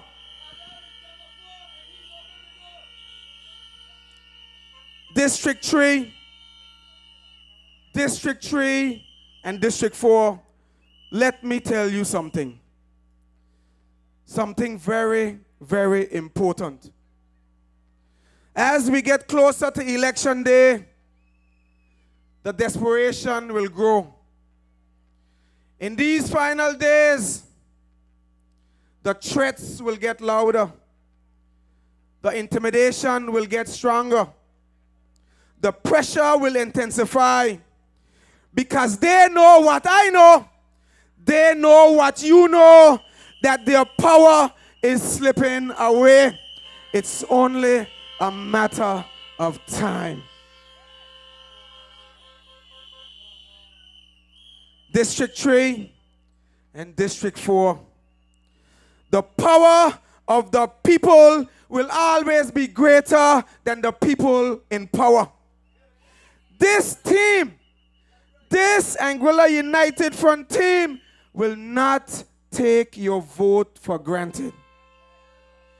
This team will not disrespect your vote. This team will not listen to you now and ignore you later. That's the APM way. And that's no way to lead this country.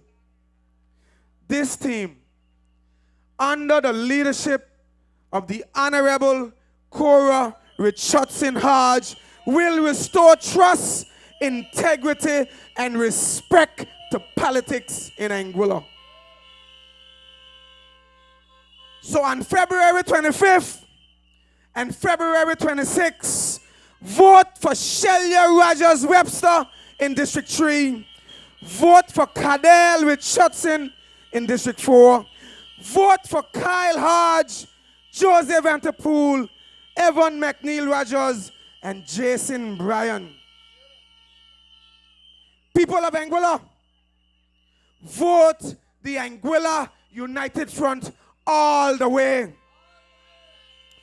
Remember this. When you step into that voting booth, it's just you, it's your conscience, and God. The power is in your hands. People of Anguilla, the choice is yours to make. The future is yours to shape. Good night. God bless. Peace, love, and respect. Anguilla United Front. Yeah, yeah. Moving together, moving united. We priority is quality education. Trusting way to better the healthcare system. GST relief to the people. Empowering all the young people. Watch me. District 3 and District 4, this election, we need you more than we have ever needed you before. We need you to come and vote all 5 likes. In 2020, District 3, we know that you gave Kyle a chance even though he was on the other team. But we have fixed that for you. You do not need to mix your votes because Kyle Hodge is home.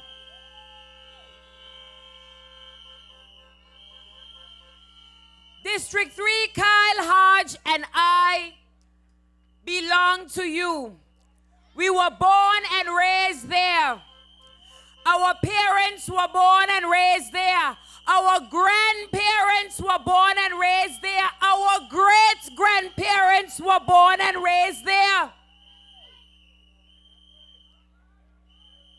This election season, we are asking you to stand with us as we have stood with you since we have been elected.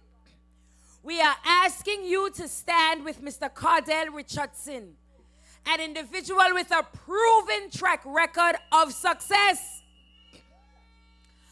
Cardell is not coming to you as someone who has never had a job before, fresh out of university. This is a man who has put in time. This is a man who understands the importance of work. This is a man who has paid his dues, born and raised in Valley South. At this time, I wish to call on stage Bookie to give us some entertainment. Give him a round of applause.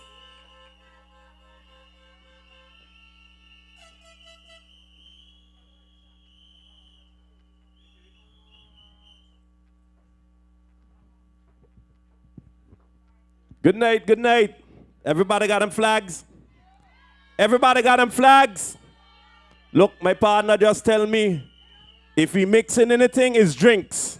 When it comes to elections, we ain't mixing, we ain't matching. Right, I here to rep my boy Cardell. You don't know. Waste no time, DJ. Cardell for show. Are you feeling the vibe? Yes, we feeling the vibe. Let me see the flags. Cardell for show in District 4. Hey, and now standing and winning. Hey, every man of action. Cardell for show in District 4. Hey, I don't care who vex. I'm blessing me X for Cardell. We voting Cardell. District 4, you have the answer. Time to bring the vibes alive. Hey, let we join as one together. We voting 1, 2, 3, 4, 5, all 5. We voting Cardell. He is the man, full of integrity and ambition. A local pioneer and businessman. Who we voting? Who we repping? Who we voting? let's go. Cardell for show in District 4. Hey, an outstanding and brilliant, a real man of action. Cardell for show in District 4. Hey, I don't care who vex. For placing the X for Cardell. We voting Cardell. Twin. I'm back with a clear vision. This time we voting Cardell. Where the flags? Where the flags? Let everyone know it's Cardell for show in District 4. I'm feeling it, I'm feeling it. He's a man with dedication, a humble sovereignty will be. Hey, to this district and Anguilla, with the AUF party. Hey, a real son of the soil in agriculture, a true ambassador of Anguilla, well educated, ready to serve. Who we voting? Who we repping? Who we voting? Let's go! 1, 2! Cardell for sure in District 4. Hey, an outstanding Anguillan, a real man of action. Cardell for sure in District 4. Hey, I don't care who vex. I'm placing me X for Sakwa. For who? A man with a clear vision. This time we voting Cardell. We voted. I want to see the flags in the back. Let everyone know it's Cardell for sure in District 4. I'm feeling it. I'm feeling it. Hear me? Are you feeling the vibes? Yes, we feeling the vibes.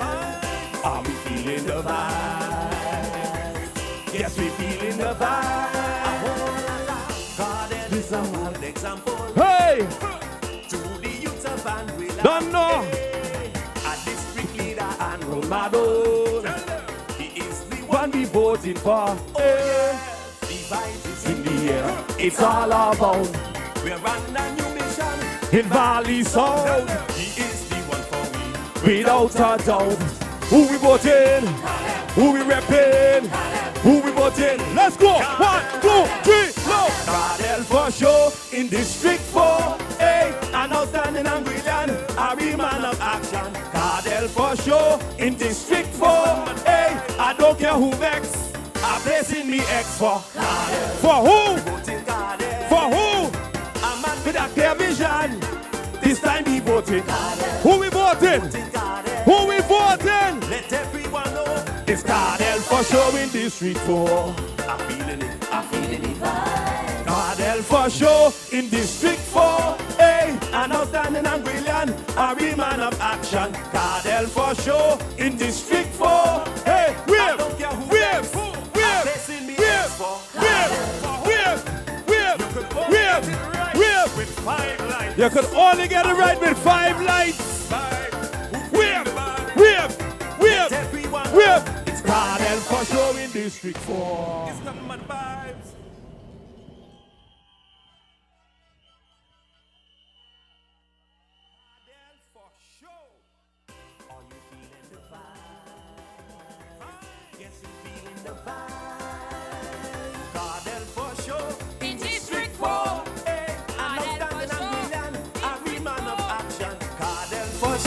In District 4, hey, I don't care who vex. I'm placing me X for Cardell. We voted Cardell. District 4, I'm counting on you to place your X for Cardell.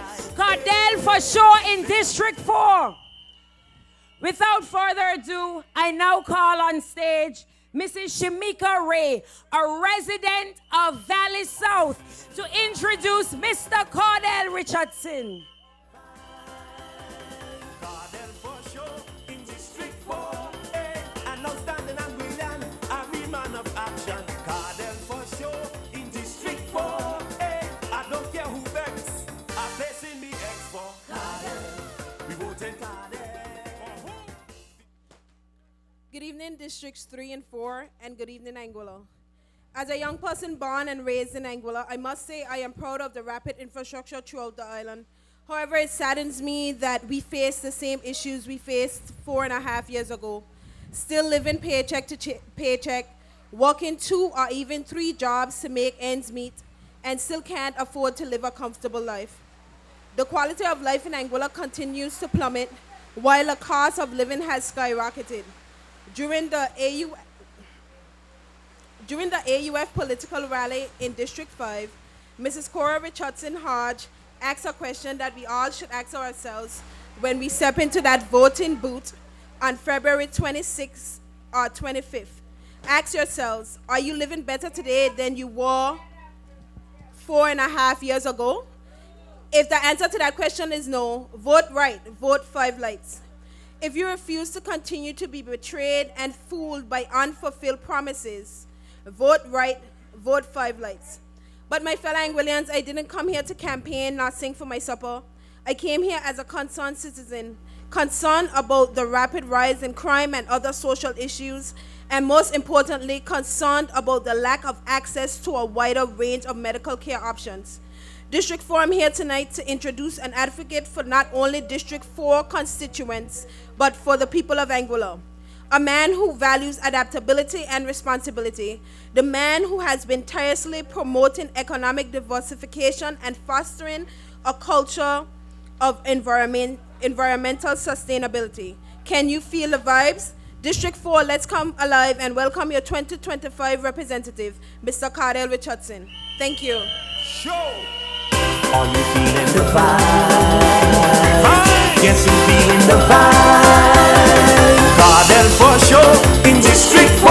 Hey, an outstanding Anguillan, a real man of action. Cardell for sure in District 4. Hey, I don't care who vex, I'm placing me X for Cardell. We voting Cardell. District 4, we have the answer. Time to bring the vibes alive. Together, we voting 1, 2, 3, 4, 5, all 5. We voting Cardell, he is the man, full of integrity and ambition, a local pioneer and businessman. Who we voting? Cardell. Who we repping? Cardell. Cardell, it's election time, vibes time. It's vibes alone. Tell me, can you feel it? Yeah. AUF alone. That is what I'm feeling. Can you feel it? When we come to elections, watch see where we walk. We walking. Watch see where we talk. We talking. Watch see where we move. And we'll a united front go lead. Make change come alive. Alive. Each and every time. We time. And will unite. Yeah. I'm feeling vibe. Rhythm is all that I'm feeling vibe. I'm feeling Don't ask me how. We ready now. I'm feeling vibe. Rhythm is all that we feeling vibe. I'm feeling We winning now. Cause it's vibes alone. AUF, can you feel it? District 4, can you feel it? Cardell is vibes on top of vibes. Alone. AUF, can you feel it? Can you feel it? Can't you feel all this energy? Anguilla telling me symbol of hope and unity. Can you feel it? Cardell Richardson is energy. People first is everything. Come on and vote for we. Can you feel it? AUF and Cardell Richardson now. Can you feel AUF and Cardell Richardson now. Can you feel AUF and Cardell Richardson now. This is Aaron Duncan representing for Cardell and the AUF. Can you feel it?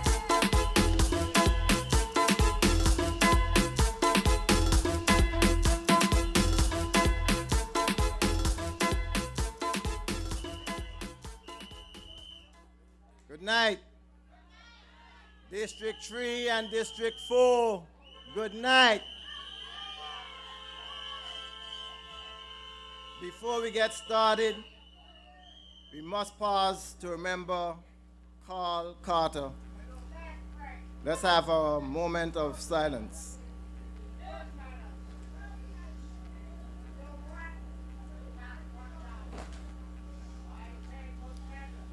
All right, District 4. Are you feeling the vibes? Tell me, can you feel it?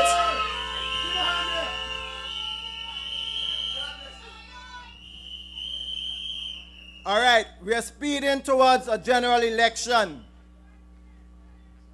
They thought they could surprise us with a snap election. But what did the AUF do? We showed up. Not just showed up, we came prepared. We came ready. We came to fight for you, Anguilla. You see, this election isn't just another election. It's about the future of Anguilla. You've seen the debates this week. You've heard the empty promises. But the AUF team, we are equipped. We are qualified. And we are ready to take on every challenge. Tonight, I'm right here in the Farrington. Right here in the Farrington. You know why I chose the Farrington tonight? Because like many other small communities, the Farrington has been forgotten. The Farrington has been overlooked. The Farrington has been left behind. But why the Farrington? This place is my blood. The Farrington is my blood. My family roots run deep in Long Pond. Long Pond! Right here, I built my first home in Long Pond. Right here, I started my first business.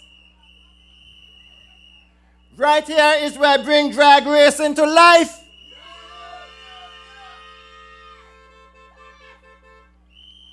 When others overlooked the Farrington, I invested in the Farrington. When others forgot the Farrington, I built the Farrington. When others ignored the Farrington, I believe in the Farrington. Now let me tell you my story. Not because it's special, but because it's Angrillian. I wasn't born with a silver spoon in my mouth. And my brother is right there in front, Joyous, somewhere there. And everybody from District 4 can attest to that, who knew me while I was growing up. My father, a proud taxi driver. My mom, a dedicated homemaker. They didn't have much, but they had wisdom. They taught me the values of hard work, integrity, and a sense of community spirit. They insisted I go on to further my education at university. That education broadened my horizon and took me from an IT teacher to a systems analyst. To where I am currently, building exotic group of companies. But while building businesses, I have watched our island change dramatically. Not all change is for the better. Our people are crushed by GST. Our businesses are struggling to survive. Our youths are losing hope. Our hospital is in crumbles, while millions go to foreign companies at the airport project.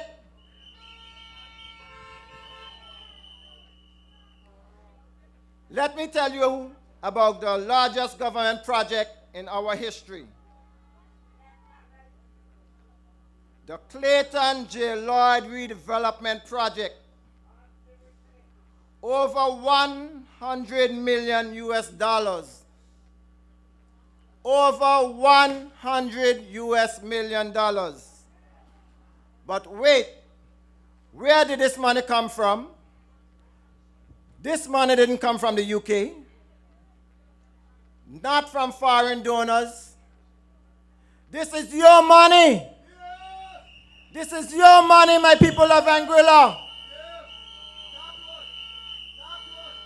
This money is from your blood, your sweat, your tears, your future. And where is this money going? Straight into foreign bank accounts. straight to foreign contractors, never to be seen in Anguilla again. Not even a nail. Is this what a caring government looks like? Is this what they call progress? Is this putting Anguillians first? You want to talk about failure? Let me count the ways. Look around Anguilla and tell me, what do you see? White Elephant Project standing empty, collecting dust, while our people struggle to survive. Millions in contracts. Where did they go? Not to Anguillians, not to local businesses, but overseas. Now we all know Anglic had a plan to cut our bills, a plan to bring renewable energy. But what did they do? They blocked it. They stopped it while your bills kept rising. Look at our carnival. Nothing but broken promises. Look at our high school. Left in disarray. Left unfinished.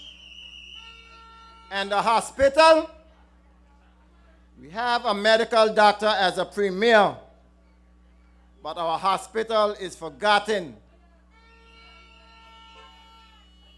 Our people can't get proper health care.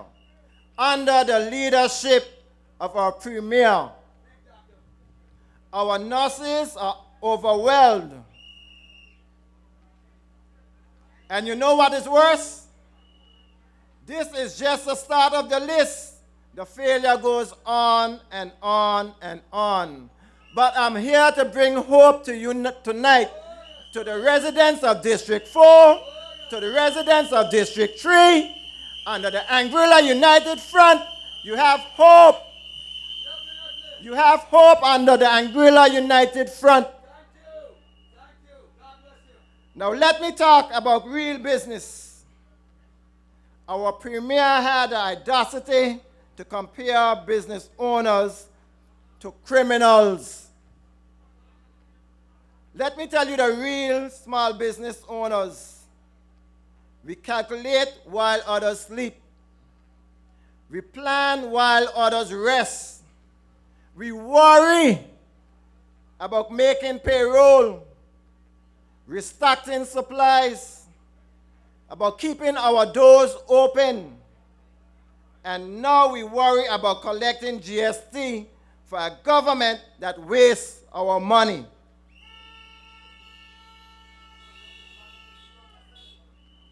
But the Anguilla United Front has a different vision.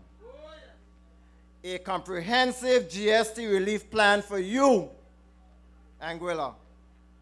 Support for local businesses. Support for local agriculture. Opportunities for our people.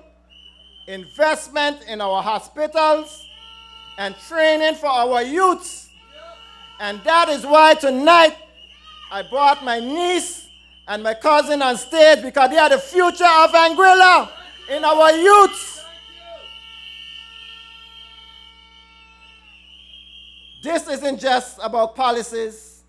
It's about putting people first. It's about creating jobs here and not overseas. Building skills here, not importing them. Keeping our money here and not sending it away. You want to know why I am running? Because our district was abandoned. Our representative played musical chairs with your trust, District 4.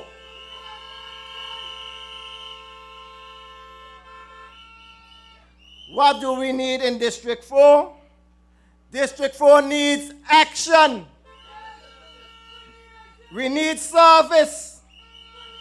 We need maturity. We need humility. We need good leadership. And we need honesty, my people.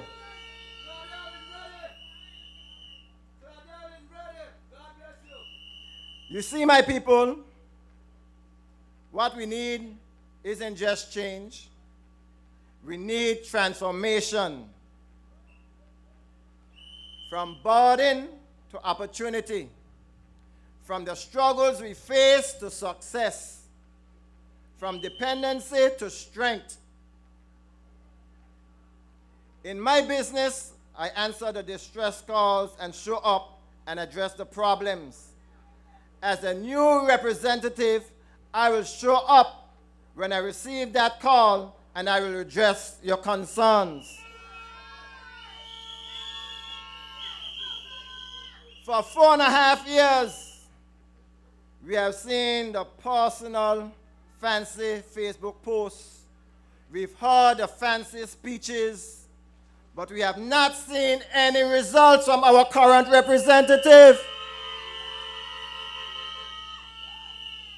In Cardell, you have someone who is results-oriented.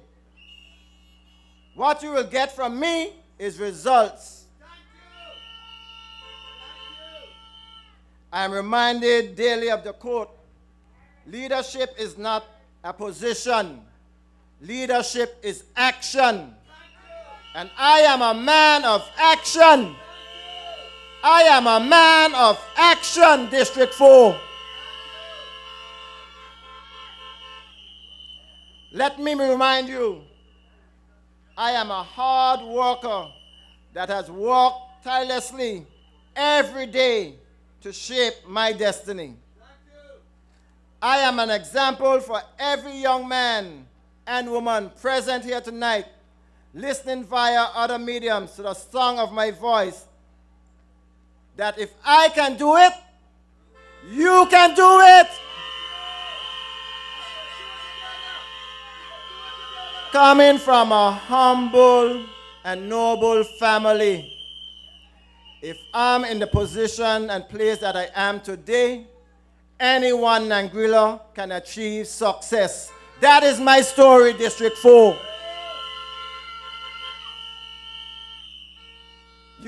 You all have seen me. You know me. You have seen the leaps and bounds that I have taken. So I'm not new to District 4. I've grown up in District 4 all my life. Everyone knows my story in District 4. It's a story that everyone in District 4 can relate to. And this is a story that I want to take to Anguilla at a whole, not just in District 4. My vision is to see every young Anguillan thrive and strive and to be successful in whatever business idea or venture they have. It's my desire, when elected in a few weeks, to be a true representative of the people of District 4. And by extension, the people of Anguilla. What you see is what you get. And I can assure you, you will have no regrets.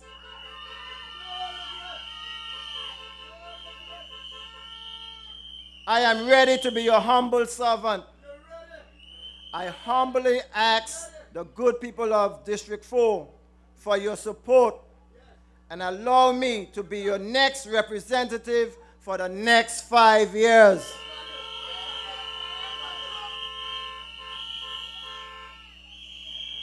My people of the Farrington, of District 4, of Anguilla, here and abroad, whether old or young. When you shade your ballot, shade next to the beacon. You are voting for a future where your children can prosper, a future where Angrillian that works for Angrillians, and a government that will put the needs of the people first.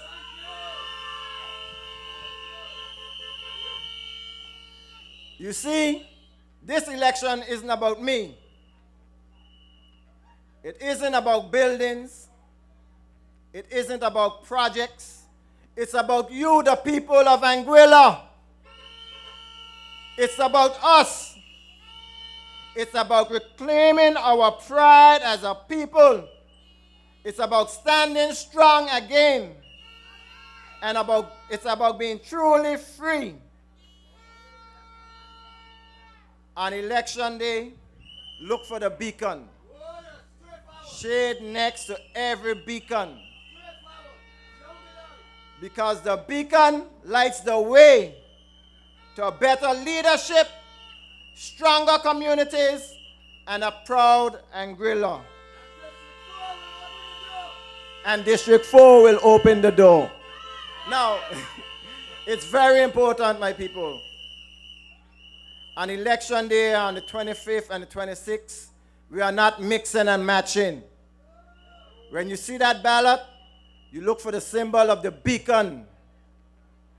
In District 4, you'll see my name, Cardell Richardson, on your left, and you'll see our island-wide candidates on your right.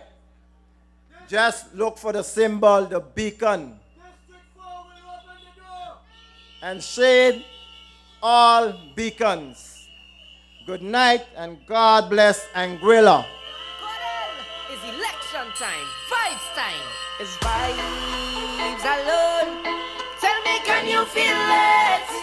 Yeah, AUF alone. That is what I'm feeling. Can you feel it? When it comes to elections, watch the way we walk, we walking. Watch the way we talk, we talking. Watch the way we move. And we'll united front gully, make change come alive. Each and every time, and will unite. Yeah. Feeling. Really miss a lot of feeling. I'm feeling. No ask me how, we ready now. I'm feeling. We winning now. Cause the vibes alone. Tell me how you feeling. Can you feel it? God, is vibes on top of vibes. Alone. AUF, can you feel it? Can you feel it? Can't you feel all this energy? Anguilla telling me symbol of hope and unity. Can you feel it? God, Richardson is energy. People first is everything. Come on, and vote for we. Can you feel it? AUF and God, Richardson now. Can you feel it? AUF and God, Richardson.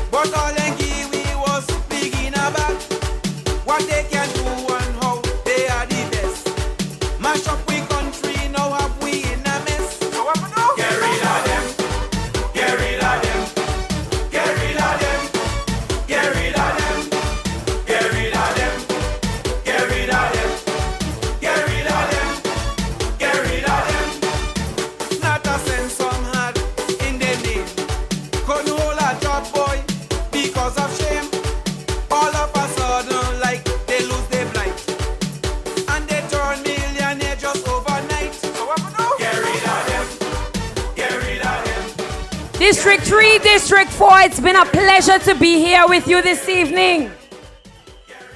On election day, please vote all 5 beacons down the line. Your district representative, the beacon. Your 4 at-large candidates, all 5. Have a pleasant evening. We invite you out on Saturday to the Eastern School area where we're going to have a big event, one of the biggest meetings that we'll be having for the entire election season. Bring everyone out from West End straight to Island Harbor. We will be in District 2 on Saturday. Tomorrow, I want you guys to come out to the debates in South Hill and support Mr. Patrick Martinborough. So I'm looking forward to seeing you out in your yellow. Have a good evening. Make your vote count. Hang with united front. Yeah, yeah. Moving together, hey. Moving united. We prioritize quality education. Trusting way to better the healthcare system. GST relief to the people. Empowering all the young people. Diversify the economy.